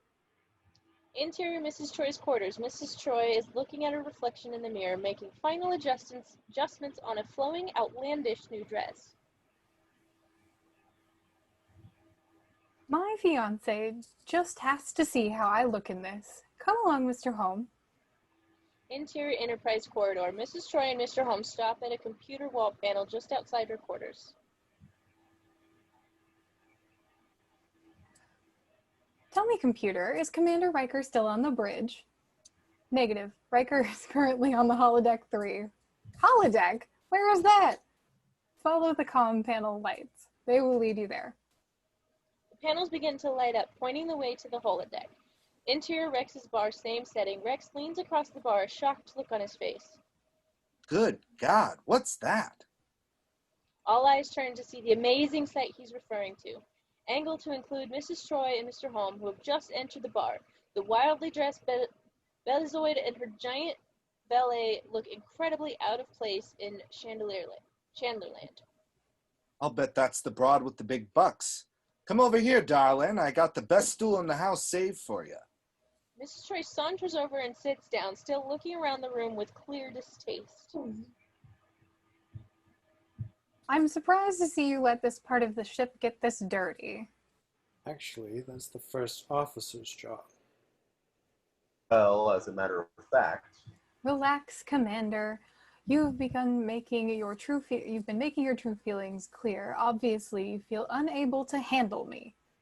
Anyway, why would a beautiful high-class lady like yourself want to hook up with a mug like that? You're too good for him, if you ask me. He leans across the bar and smiles. I couldn't agree more. So, what'll it be, doll? Her attention is completely on the bartender. Something about him interests, then fascinates her. You are a most interesting person. You're not so bad yourself. In fact, you're just as much class as this joint's ever seen. He pulls out an open bottle of house wine.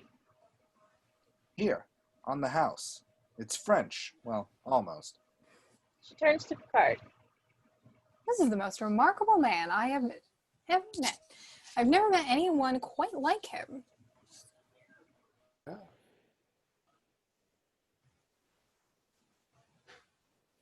Don't suppose you have. He's strong. I feel no thoughts from him, nothing. I've never known a man so able to keep his true feelings completely hidden. That's because... No man has ever been such a mystery to me. I usually know their thoughts before they do. But not me, huh? No. And I never realized how erotic that could be. Carrying my beverage to that table. We have some things to talk about.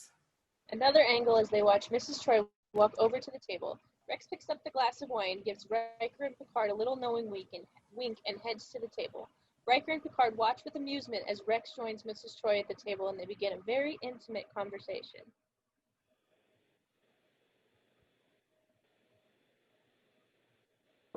Should we tell her?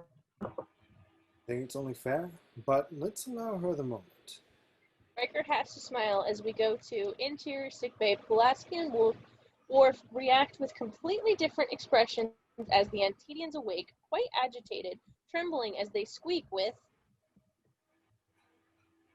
Food, food, food, food, food. Pulaski quickly realizes what must be done. Worf, the vermicula. Worf picks up the scoop net and digs to the tank, coming up with a load of writhing vermicula. The Antedians see it and tremble with joy as Worf holds the net out for them and they gobble it up while...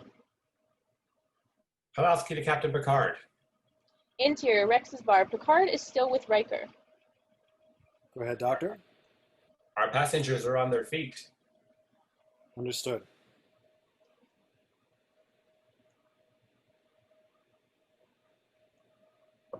I'd better get to the bridge. What's their condition? Hungry. Picard acknowledges with a nod. Riker exits. Another angle bar. Picard crosses to the table occupied by Rex and Mrs. Troy. Are coming, Mrs. Troy? Not just yet.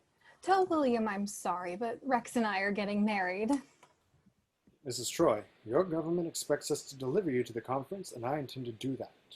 Mrs. Troy considers it, nods, and rises, patting Rex on the cheek. Duty calls, darling. I'll be back for you later.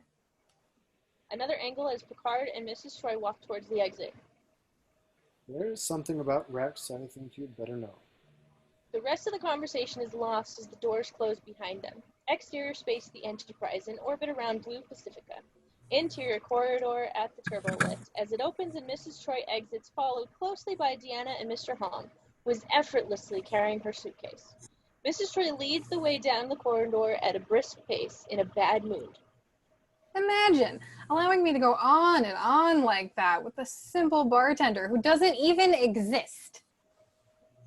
Mother, you always see like a new experiences. Interior transporter room. The Troy entourage arrives to find the Antedians on the platform and Picard, Riker, Data, and Worf there to send them off.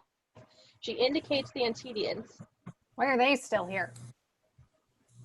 The Deja, since you're going to the same conference, you might like to beam down with the other delegates. They're not delegates, those two are assassins. This is an outrage. Lies. We demand you transport at once. Oh, honey, don't bother to deny it. Your minds are so unsophisticated, I can read your thoughts in my sleep. The inside of their robes are lined with ulterium, highly explosive and virtually undetectable by your transporters. Data is already aiming his tricorder at their robes. She is correct, sir. I am detecting large amounts of ultritium. Of course you are. They plan to blow up the entire conference. Worf has drawn his phaser. Take them to level 5. Disarm them and hold them for questioning. Worf leads the angry Antedians away. They hiss at Mrs. Troy as they pass by. Mrs. Troy gives Deanna a hug, and steps to the platform, followed, of course, by Hom. Well, I didn't find a mate, but I saved the conference as well as your reputations. All in a day's work, I suppose. Mrs. Troy, thank you.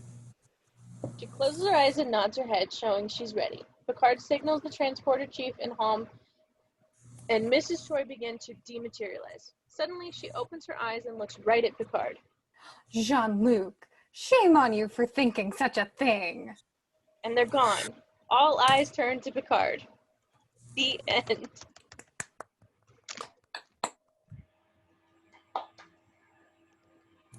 Well done, guys. Thank you. Also, I'm going to pause. All right, everyone, thank you again for watching Manhunt, and welcome back. We're going to be doing a Deja Q now, another wonderful episode with everyone's favorite character, Q. So, Kate, take us away. Star Trek, The Next Generation, Deja Q. Fade in, exterior space, the Enterprise. The ship orbits Brielle, a small, verdant planet orbited by a single moon irregularly shaped. Captain's log. Stardate 43539.1. We have moved into orbit around Brielle 4 to investigate a potentially catastrophic threat to the population from a descending asteroidal moon. Interior main bridge, to include main viewer Picard, Troy, and Riker in the command chairs. Data and Worf at their stations. Supernumerary at Khan on the main viewer is Dr. Garen, a middle-aged man. He is obviously very troubled. Another scientist is at his side. In the background, various technicians check monitors. It has the look of controlled chaos that fills a hurricane center during a big storm. The satellite's trajectory continues to deteriorate, Captain. This orbit will bring it to within 500 kilometers of the planet's surface. We're predicting the atmospheric drag will bring it down on the next orbit. Have you been able to find any explanation for this? No, Doctor. It is a most unusual phenomenon. Won't the moon disintegrate prior to impact? No, it has a furious crystalline structure which will be able to withstand tidal forces, Captain. Couldn't we just blow it into harmless chunks? The total mass of the moon would remain the same, Commander, and the impact of thousands of fragments would spread destruction over an even wider area. How long before impact? 29 hours, projected somewhere on the western continent. It would destroy an area 800 kilometers in radius. That damage would be insignificant, Captain, compared to the seismic repercussions, massive landquakes, and tsunami. The force would raise a cloud of dust around the planet, leading to a significant temperature reduction. We could be looking at our own ice age. Commander, LaForge, is there any way the Enterprise might be able to coax the satellite back where it belongs? Interior engineering. Geordi's at a console, supernumeraries at various positions, the matter-antimatter blender bubbling with power. We need to apply a delta V of at least 4 kilometers per second. Even with warp power to the tractor beam, it would mean exceeding recommended impulse engine output by at least 47%. It would be like an ant pushing a tricycle. Slim chance at best.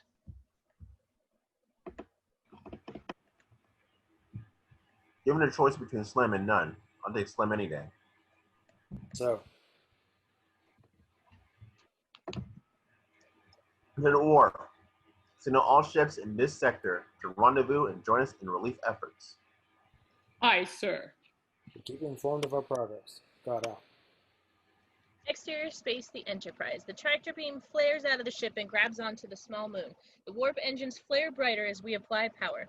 The ship is trying to plow the moon into higher orbit.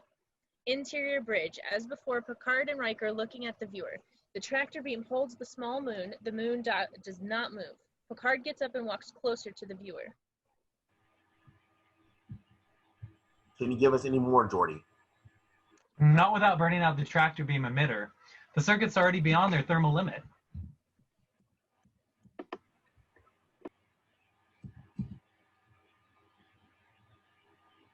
Delta V is 92 meters per second. The mass is too great.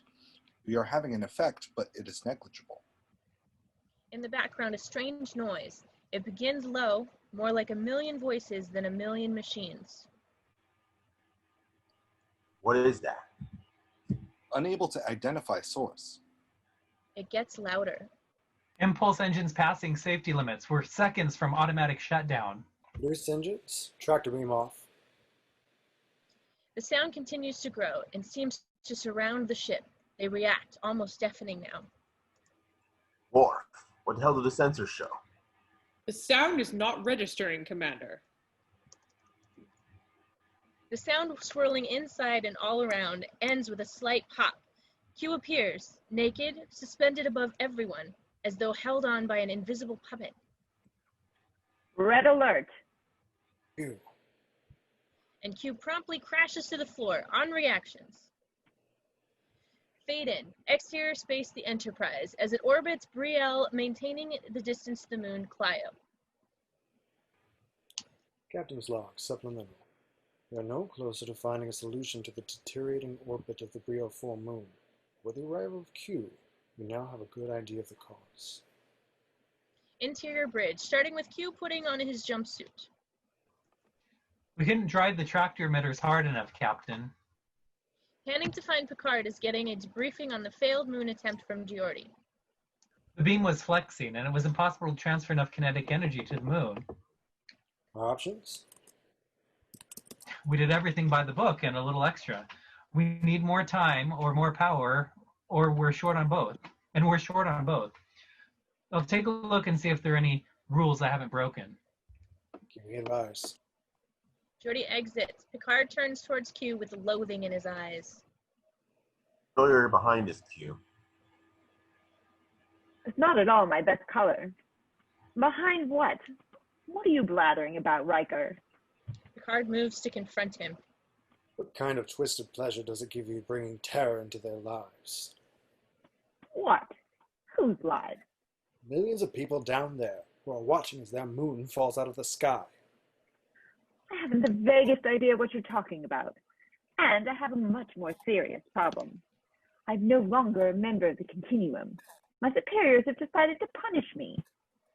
Picard frowns, refusing to participate with this game of Q's. And punish us as well, it seems. He ignores Q and moves away. They said I've spread too much chaos throughout the universe, and they've stripped me of all my powers. They look at him with disbelieving eyes. Off their reaction. You do not believe me? Would I humiliate myself like this? If it served your purposes, yes. It is the truth. I stand before you defrocked. I am condemned to be a member of the lowest of species, a normal, imperfect, lumpen human being. Turning you into a human was part of their punishment? No, it was my request. I could have chosen to exist as a Markovian fire lizard or a Belzodian flea, anything I wished, so long as it was mortal. But I only had a fraction of a second to mull, and I chose this, and asked them to bring me here. Why? Because in all the universe, you are the closest thing I have to a friend, Jean-Luc. Q smiles to Picard, and Picard's look says it all. Data aims a tricorder at Q. His reading is fully human. Is there an echo in here? I'm even sensing an emotional presence in him. I would normally describe it as being terrified. How rude. Enough of this. Picard rises, moves back to the fray. Q, what is it you want? Your compassion. All right. Sanctuary on your ship. Dreary as it may sound to both of us. Return the moon to its orbit. I have no powers. Cue the ordinary. Q the liar. Q the misanthrope. Cue the miserable. Cue the desperate. What must I do to convince you people? Die. You very clever Worf. Eat any good books recently? Hi. Wish to be treated as human? Absolutely. Mr. Worf, throw him in the brig. Delighted, Captain. Jean-Luc, you can't do this. Worf moves to him. You will walk, or I will carry you. Given the options, I'll walk. As they exit, You've disappointed me, Jean-Luc. Very disappointed. and Worf closes the turbolift doors. Riker and Picard exchange a glance. Interior turbolift, Worf and Q. It was a mistake. I never should have picked human. I knew it the minute I said it. To think of the future in this shell forced to cover myself with fabric because of outdated human morality, to say nothing of being too hot or too cold, growing feeble as the years pass, losing my hair, catching a disease, being ticklish, sneezing, having an itch, a pimple, bad breath, to have to bathe. Too bad. Interior corridor. Q and Worf exit the turbolift and walk down the corridor. Klingon. I should have said Klingon. In my heart, I am a Klingon, Worf. You understand, I could never survive in confinement. The universe has been my backyard. This is cruel and unusual punishment. As a fellow Klingon, if you would speak to the captain on my behalf, I would be eternally grateful. Which doesn't mean as much as it used to, I admit. Interior detention cell. Be quiet or disappear back from whence you came. Worf ushers him in. I can't disappear any more than you can win a beauty contest. If I ask a very simple question, do you think you can grasp it without troubling your intellect too much already? If I still had powers, would I permit you to lock me away? You have fooled us too often, Q. Perspicacity incarnate. Please don't feel compelled to tell me the story of the boy who cried Worf. Computer, activate force field. The room is now divided by a rim of lights. Q tests the force field. We see the effect. Worf leaves, a security guard holds position. I demand you let me out of here. Do you hear me? You will deactivate the cell immediately. Romulan. I should have said Romulan, you Klingon goat. And he sits down in frustration. Interior ready room. Picard and Riker seated at the desk. The question is, what sort of jaded game is he playing this time? Maybe he just wants a big laugh. It'll take Brel forward to edge of disaster and pull the moon back. Or he may have nothing to do with it at all. Do you honestly believe Q is telling the truth? I agree that is highly unlikely, but we have to proceed with our current dilemma as though Q is powerless to prevent it, don't we? As he sits and watches us struggle. I don't see much choice. Mr. Worf, hail the Brielle 4 science station. They're standing by, Captain. Picard turns on his monitor to reveal Garen and the scientist. I'm sorry to report that our first attempt to restore the moon to its proper orbit has failed. We have less than 25 hours before impact. Our chief engineer is working on ways to reinforce our tractor beam. There's hope, but if you have an evacuation plan...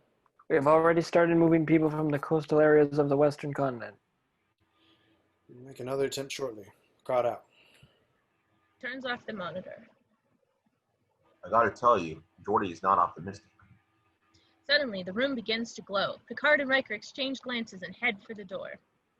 The devil? As they exit, interior main bridge, the effect continues. Picard and Riker enter from the ready room. Data and supernumeraries are reacting. Data?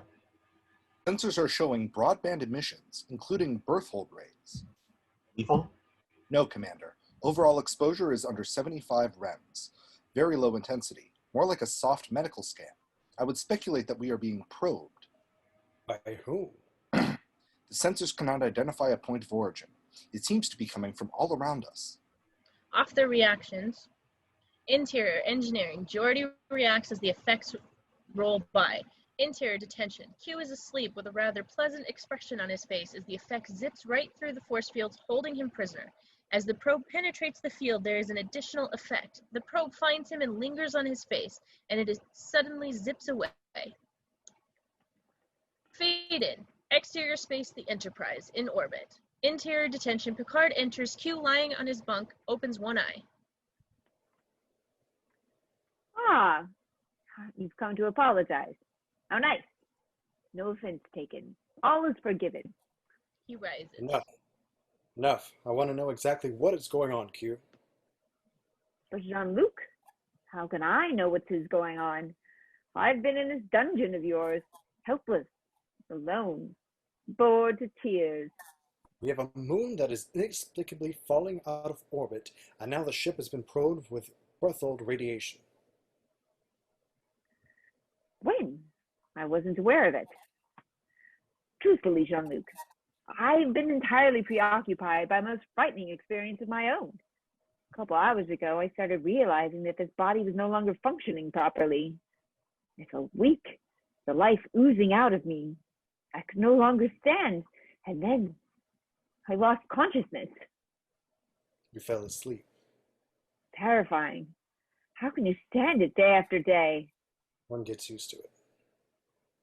What other dangers are in store for me? I'm totally unprepared for this. I need guidance. Picard frowns, getting nowhere. I'm unwilling to play along, Q. You must keep up the charade. You will do it alone. Jean-Luc, wait. He walks into the force field and bounces back. This is getting on my nerves, now that I have nerves. You have a Picard moon with pauses at the deteriorating. You have a moon with deteriorating orbit. I've known moons across the universe, big ones, small ones. I'm an expert. I can help you with this one, if you let me out of here. Q, we're dealing with millions of lives. If you have the power to... Hold on. Did I break something? No? Oh, Should just I go ahead and go? go. Marla. Yeah. Okay. I have no power, but I still have the knowledge locked inside this puny brain. You cannot afford to dismiss that advantage, can you? Picard must hold himself back, finally keys his insignia. Mr. Data, please report to detention cell 3. Computer, remove the force field. This is what I must do to save those lives. I will. The field is removed. Q tentatively crosses past the barrier. I will not be left alone for one moment while you are on this ship, Q. If you are human, which I seriously doubt, I suggest you work hard to earn our welcome. Well, I'll earn your welcome. You only dislike me. There are others in the cosmos that truly despise me. Data enters.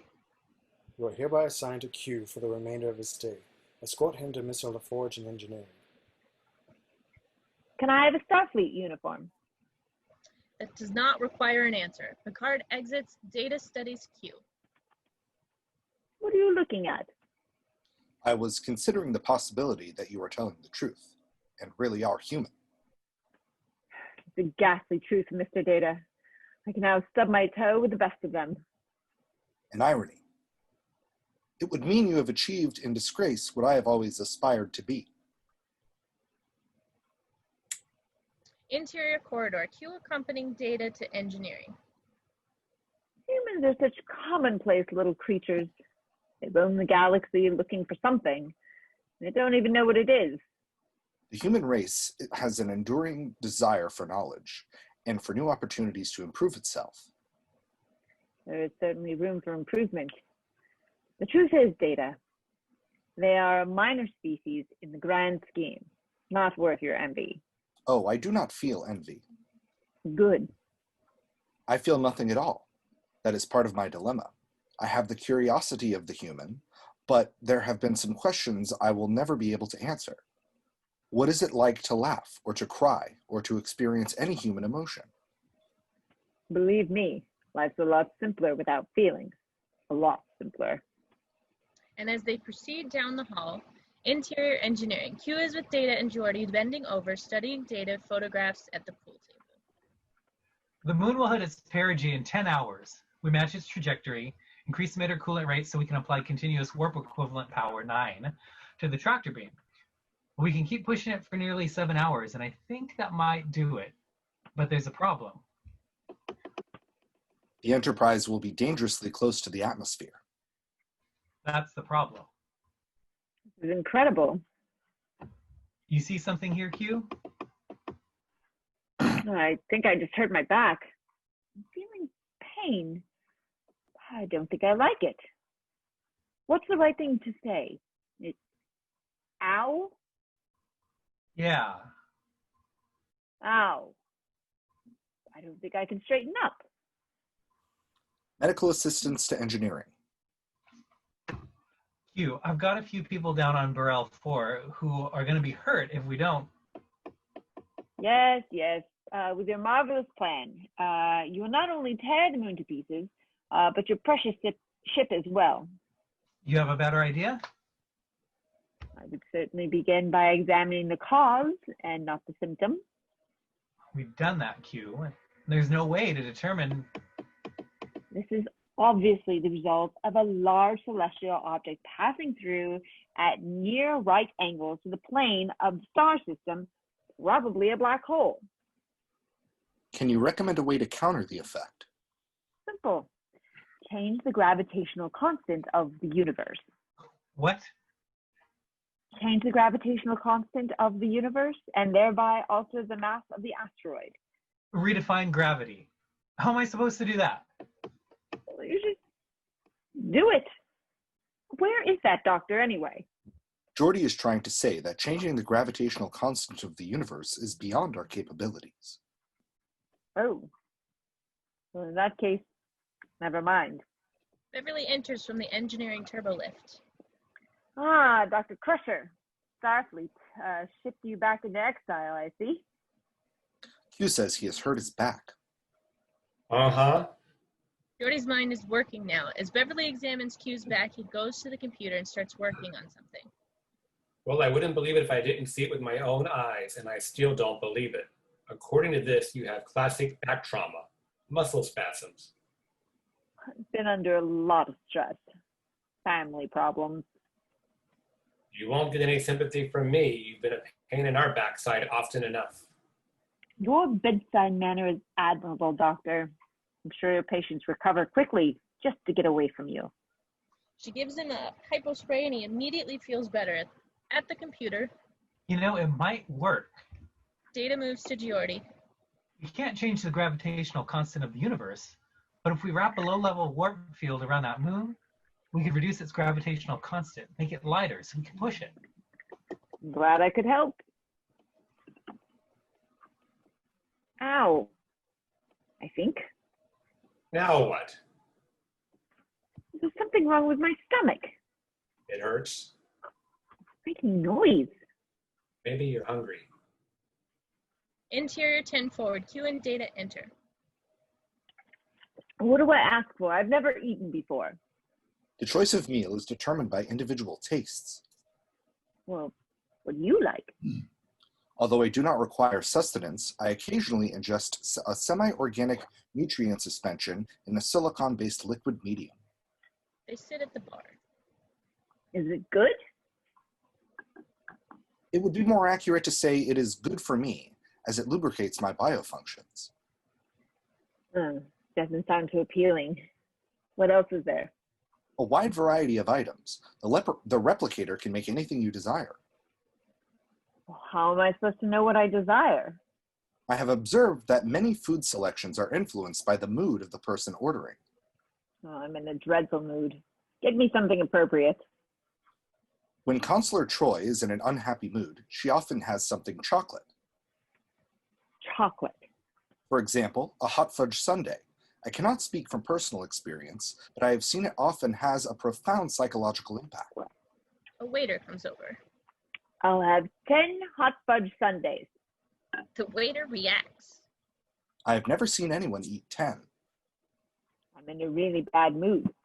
And since I've never eaten before, I should be very hungry. The waiter shrugs and moves off. Q reacts as he sees Angelon Winan down at the bar, coming out from the back. She sees him and reacts. Q frowns. This is not a moment I've been looking forward to. She slowly comes over with a controlled grin, a long beat as they look at each other, and finally, I heard you were drummed out of the continuum. I prefer to look at it as a significant career change. Just one of the boys, huh? One of the boys with an IQ of 2005. The captain and much of the crew are not yet convinced that he is truly human. Is that right? never takes her eyes off Q as she casually picks up a fork from behind the counter and sharply stabs Q's hand. Ah! He's human. This is a dangerous creature. You have no idea. How could the card allow her to join the crew and not me? It must be frightening. Totally defenseless after being omnipotent all those centuries. I'm warning you, I still have friends in high places. Terrorizing one race after another, teasing them like helpless animals, delighting at the fear of your victims. Oh, from now on, I'll do missionary work only. That would be a very noble cause, Q. You could learn a few things from this one. Sure. The robot who teaches the course on humanity. I am an android, not a robot. Beg your pardon. Get used to it, Q. What? Begging. You are a pitiful excuse for a human, and the only way you're going to survive is by the charity of others. She moves down the bar. 2 waiters bring Q's 10 hot fudge sundaes. He's depressed and turns to Data and sighs. I'm not hungry. On Data's reaction. Interior main bridge, Picard, Riker, Worf, supernumeraries.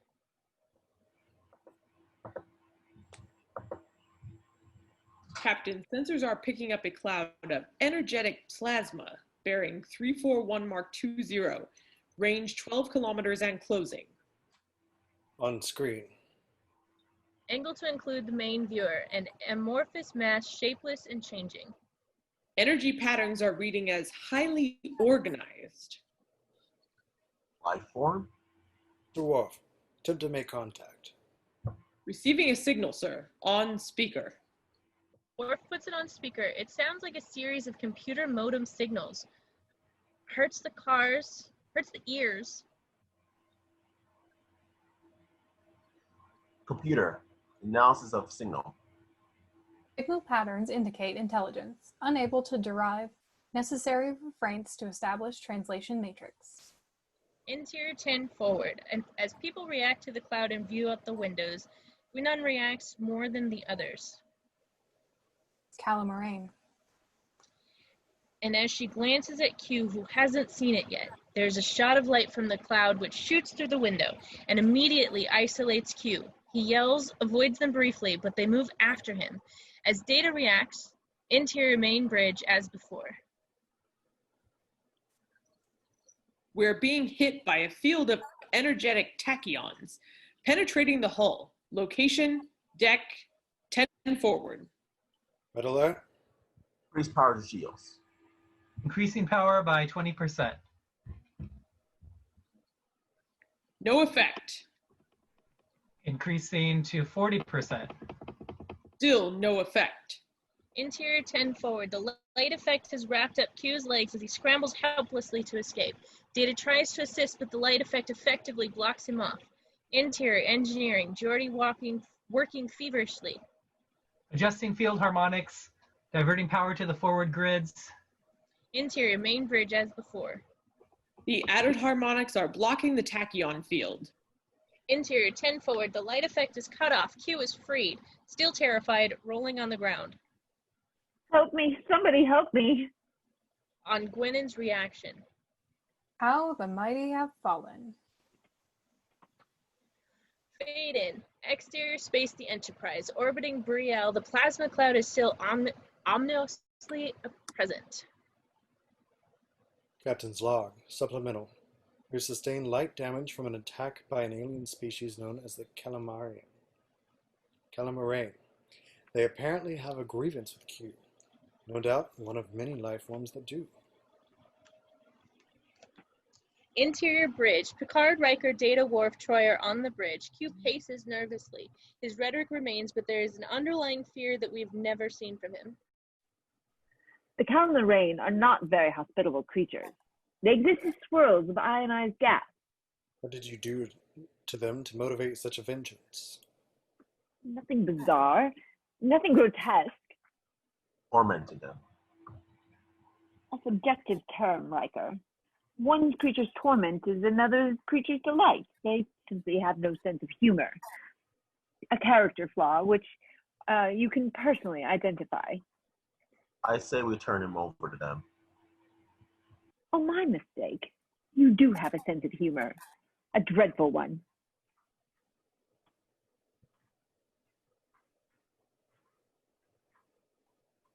I say we turn him over to them. course. You knew this would happen, didn't you? I assure you, one cannot anticipate the Calamari, Picard. They're intelligent, yes, but undependable, very flighty.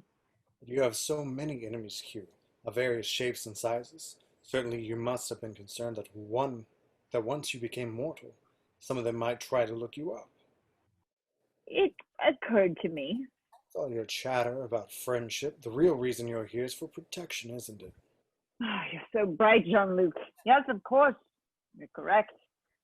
I know human beings. You're all sopping over with compassion and forgiveness. The human race can't wait to be absolved, or to absolve almost any offense. There's an inherent weakness in the breed. What you call weakness, some of us would call strength. Call it what you want, Picard. I know you'll protect me, even though I've tortured you now and again. Fighting off every species you've insulted would be a full-time mission, and it's not the one I've signed up for. Indeed, human or not, I want no part of you. We will deposit you at the first starbase. Let them deal with you. But I can be a valuable member of your team, Picard. As though you have the faintest notion about teamwork or cooperation. I can learn. I'm human. I suggest you apply to Starfleet Academy. Don't use me as a reference. He has provided important theoretical guidance for Geordi's analysis of the Braille satellite, Captain. Reactions. Surprise at Data speaking up on his behalf. It seems you have an advocate, Q. I am only stating a fact, Counselor. Hard reluctantly acknowledges that fact. Keys his insignia. Mr. LaForge, your status. Interior engineering at the console. I've been putting together a program to extend the forward lobe of our warp field. The field coils are not designed to envelop such a large volume, but I'm attempting to modify their alignment parameters. Maintaining field integrity will be difficult, Geordi. I think we can do it manually. The moon's reaching its perigee in 14 minutes. Interior main bridge. To Data. Escort Q to engineering. You will assist Mr. LaForge. Data and Q exit. Mr. Worf, tell the Brio 4 science station. Interior turbolift. Data and Q. Q fuming. Picard really thinks I can't cut it on his starship. I can do anything his little trained minions can do. I do not perceive that your skills are doubted, Q. I believe the captain is more concerned with your ability to interact successfully with his little trained minions. Turbo lift opens and they exit. Interior corridor leading to engineering. Human interpersonal relationships are most complex.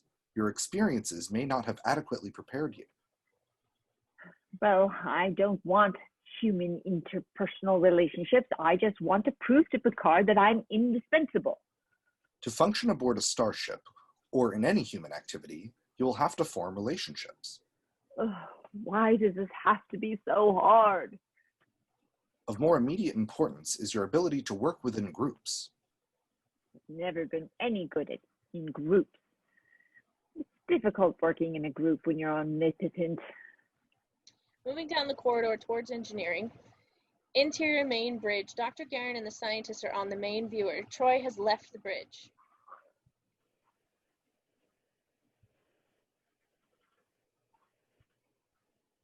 Sorry.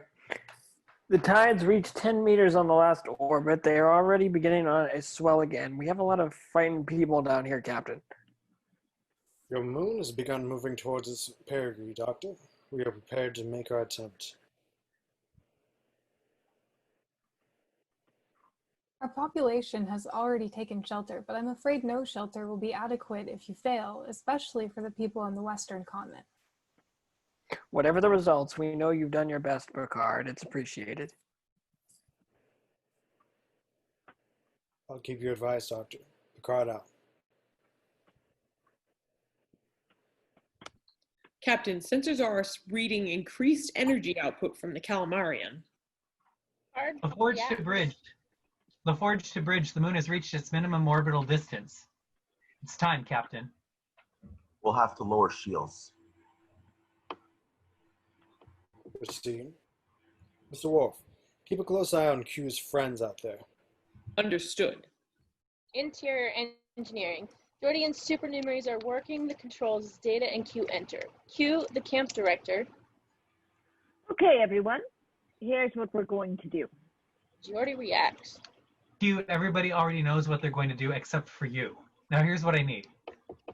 LaForge, obviously my knowledge and experience exceeds yours by about 1 billion times.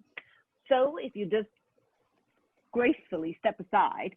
Your experience will be most valuable to me if you can manually control the field integrity. Oh, don't be foolish. No waste of my talents. Get to the controls or get the hell out of here. And he moves off to serious business. Data, you're my liaison to the bridge. I'll need you with me. Who does he think he is to give me orders? Jordy thinks he is in command here, and he is correct. Q swallows hard, moves to the controls as Data moves to Jordy. Interior main bridge.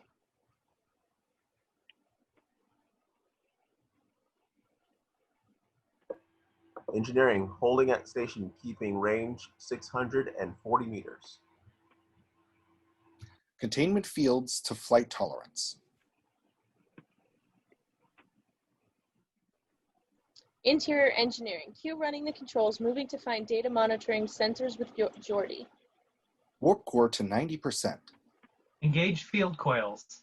Tractor beam to standby. Field output. Field output. 217. Impulse engines to full. Ready to engage tractor beam. Lowering shields. Engage tractor beam. Exterior space the Enterprise. As in the tease, the tractor beam locks onto the moon. Interior engineering. Extending warp field outward. Angle on the monitor. A computer graphic shows the field extending from the ship and embracing the moon, only it doesn't quite get it all. Engineering. Is that the forward limit? Yes, Captain. We are unable to encompass the entire moon. Do you recommend we proceed?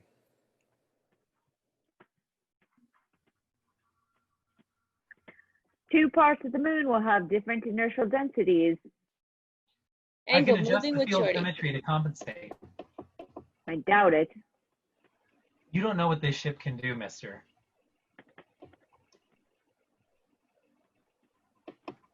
Yes, Captain. I think it still might work. Increasing power to tractor beam and warp field. If you're wrong, the moon will crumble due to subspace stress. Don't say I didn't warn. Shut up, Q. Leaving his post. I will not be spoken to in this manner. Data.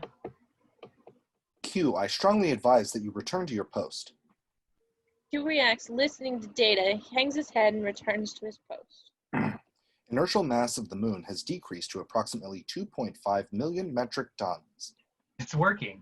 We can move it. Fire and impulse engines. Exterior space the Enterprise's impulse engines provide thrust.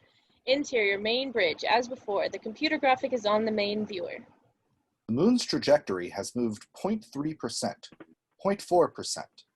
Worf reacts to something he sees on his sensors. Emergency. Shields up. Engage tractor beam. Calmoran attacking. The interrupted as the Enterprise suffers a massive impact.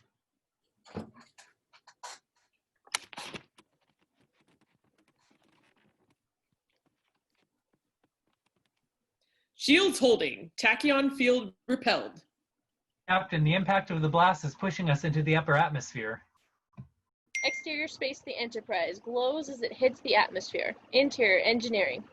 Full temperature rising, 2,000 degrees, 2,500 degrees. Moving to full impulse power. We've got to get out of here. Interior main bridge. Calmoran are resuming attack. Suddenly, the ship is shaken again, and now the light effect invades the bridge. They've overpowered the shields. Hull penetration. Deck 36. Engineering. Jordy, can you direct any more power to the shields? We know how power we have to get out of the atmosphere, Commander. The light effect reaches and grabs Q, who yells. Data is on his feet, on his way to help Q, who is being wrapped up in the effect like a caterpillar in a cocoon, being raised up in the air. Jordy gets an idea to repel the attack. Try activating the structural integrity field. As Q is lifted, Data grabs him in a tug-of-war. When suddenly, Data is enveloped by the effect. Geordi reacts. It's not working. Structural field harmonics on manual. He moves to the console and begins making manual adjustments. Hull temperature falling. Geordi, we're in the clear. Diverting power to the forward section. Now. The light disappears. Data and Q fall to the ground. Geordi rushes to Data, who isn't moving, and others join him. Data? Data? Q, not getting any attention. What about me? Fade in. Exterior space, the Enterprise, in orbit. Interior sickbay. Data is unconscious. Geordi and Beverly are both working on him. Picard, Riker, and Q watching. Q seems confused, unsure of how to act or what to do. The charge nearly knocked out his positronic net.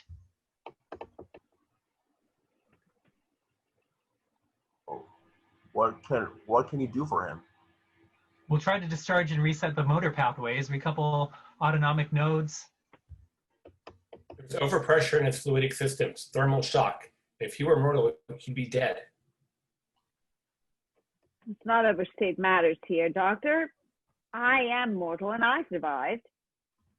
They stare at him. The tears are overwhelming. You exceeded your own standards of selfish preoccupation. Have you no concern for the officer who very probably saved your life? But this is hard for him to admit. He's strong. He'll survive. Osmotic pressure is still negative.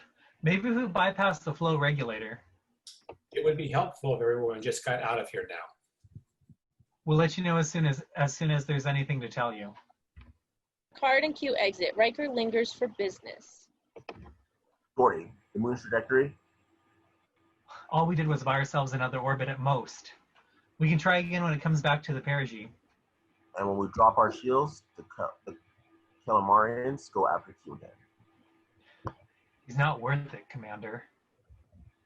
Riker acknowledges and exits. Interior ready room. Picard sits at his desk doing some busy work, sipping tea, a chime at the door. Come. Q enters. They take a beat to look at each other, and Q is in unusually somber mood. You're right, of course. I am extraordinarily selfish. It served me so well in the past. It will not serve you here. Don't be so hard on me, Jean-Luc. You've been mortal all your life. You know all about dying. I've never given it a second thought. Or a first thought, for that matter. I could have been killed if not for Data. That one brief delay he created, I would have been gone. No more me. And nobody would have missed me, would they? Picard looks across at Q for a long, long beat. No compassion from our captain here. Yet, Data may have sacrificed himself for me. Why? Why would he risk his own life for mine? That is his special nature. He has learned the lessons of humanity well. I ask myself, if I would have done the same for him, I am forced to realize that the answer is no. And I feel ashamed. I'm not your father, Confessor. You will not receive absolution from me, Q. You have brought nothing but pain and suffering to my crew, and to this very moment, I am not entirely convinced that this is still not your latest attempt at a bad joke. It is a bad joke. On me. I am the joke of the universe. The king who would be man. As I learn more and more about what it is to be human, I am more and more convinced that I will never make a good one. I just don't have what it takes, Jean-Luc. Without my powers, I'm frightened of everything. I'm a coward. I'm miserable. I don't think I can go on this way. And he is clearly broken. He exits, on Picard's reaction. Interior sickbay. Geordi and Beverly are still working on Data, who's conscious but has not regained full use of his program. Q enters. He's going to be all right. We're recalibrating his language circuits. He can't talk to us yet. Q goes to Data's side and Data looks up at him. There are creatures in the universe who consider you the ultimate achievement, android. No feelings, no emotions, no pain.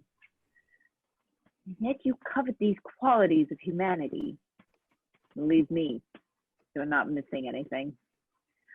But if they mean anything to you, Data, you are a better human than I. He goes out and the doors close on him. Data looks at Beverly and Geordi. Interior turbo lift. Q enters Morose. Where's the main shuttle bay? Main shuttle bay is located on deck 4. Take me there. Interior bridge. Picard, Riker, and Worf. Sir, an unscheduled shuttlecraft has just been launched. On main viewer, Angle on the viewer. The shuttlecraft moves away from the ship. opening hailing frequency. Frequency open.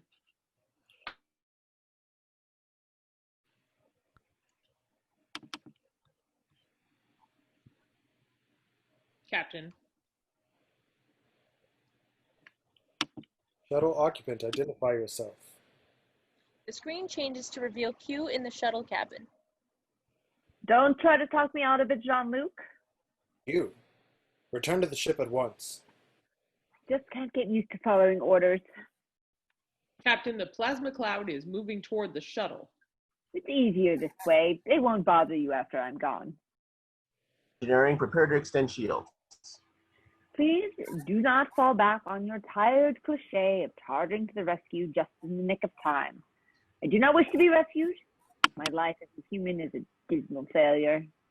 Maybe my death can have a little dignity. There's no dignity in suicide. Ah, yes, I suppose you're quite right. The death of a coward. So be it. Anyway, as a human, I die of boredom. Pushes a button, goes offline, and the starfield with shuttlecraft returns. On reactions.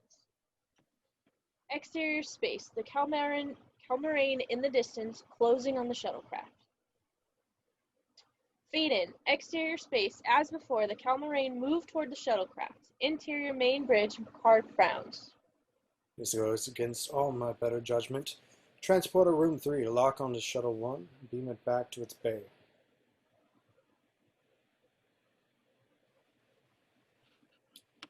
It's a perfectly good shuttlecraft. Aye, Captain. What? Captain, unable to transport for some reason. I can't log on.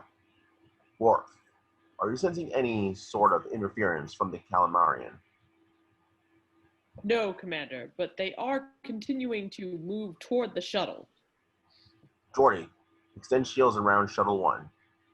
Interior engineering. Geordi moving to action. Sending shields. Commander, the shields are frozen. Cause? Unknown. Interior main bridge. Lock on tractor beam. Tractor beam's not functioning either. What the hell is going on? Interior shuttlecraft. Q at the controls. Suddenly beside him appears a man dressed in the same clothes as Q's. Q reacts. Not bad, Q. Not great, but not bad. Q. Sacrificing yourself for these humans. Do I detect a selfless act? Oh, you flatter me. I'm only trying to put a quick end to a miserable existence. Ugh, what a dreadful color. What are you doing here? I've been keeping track of you. Really? I've always felt you were in my corner. Actually, I was the one who got you kicked out. You're incorrigible, Q. A lost cause. I can't go to a single solar system without apologizing for you, and I'm tired of it. I wasn't the one who misplaced the entire asteroid belt. This is not about me.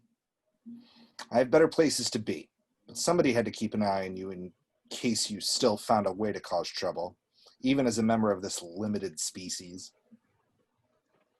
I hope I've kept you... Oh. I think that is your line. Oh, yeah. I hope I've kept you amused. Barely, but these humans are rather interesting. I'm beginning to understand what you see in them. After all the things you've done, they're still intent on keeping you safe. Ugh, the genetic weakness of the race. And they're still at it. They just tried to beam you back or whatever they call it. I stopped them.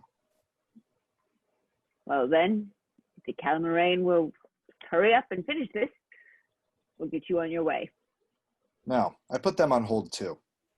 There's still the matter of the selfless act. You and I both know that the Calamarain would have eventually destroyed the Enterprise to get to you. And that's really why you left. It was a tiny bit selfless, wasn't it? And there's my problem. I get back to the Continuum and tell them you committed a selfless act just before the end. I'm going to be tied up with questions and explanations for centuries. Q, I've learned my lesson.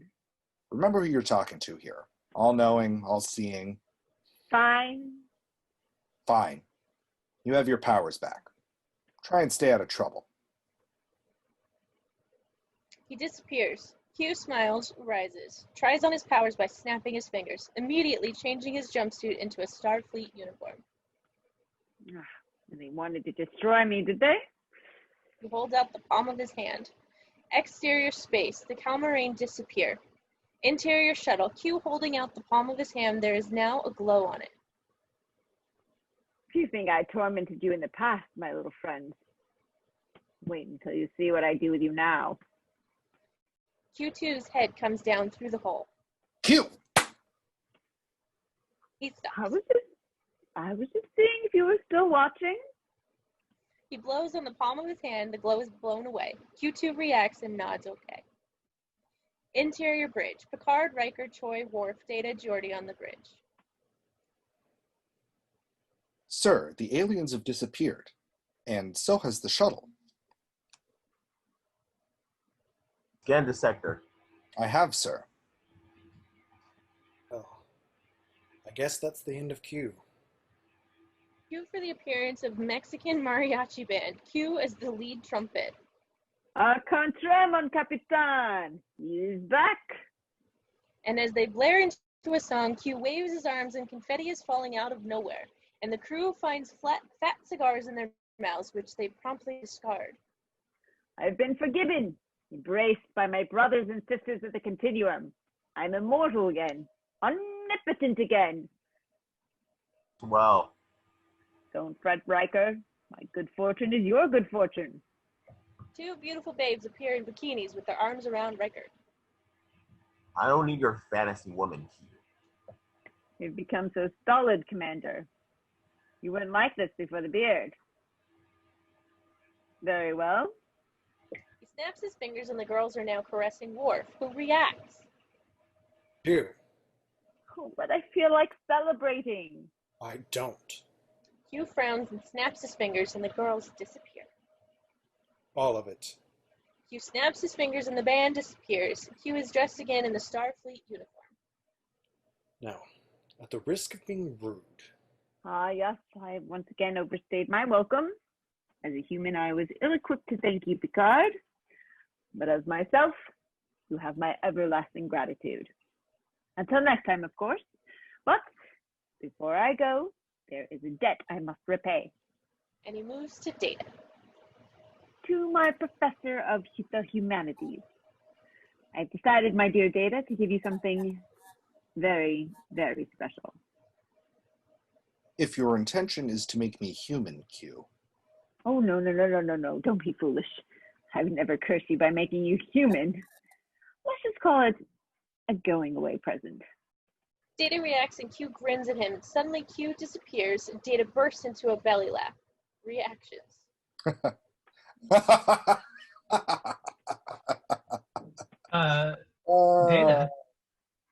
Data, why are you laughing? Data collects himself. I do not know, but it was a wonderful feeling. 304 is hailing us, Captain. On screen, Lieutenant. Angle to include the main viewer. Garen and the scientists are all smiles. Captain Picard, you've done it. Sorry? The moon is back in its normal orbit. How did you manage it? I didn't. Stand by, 304.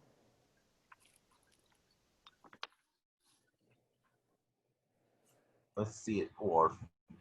View screen changes to the moon in orbit around the planet. Data. Your analysis.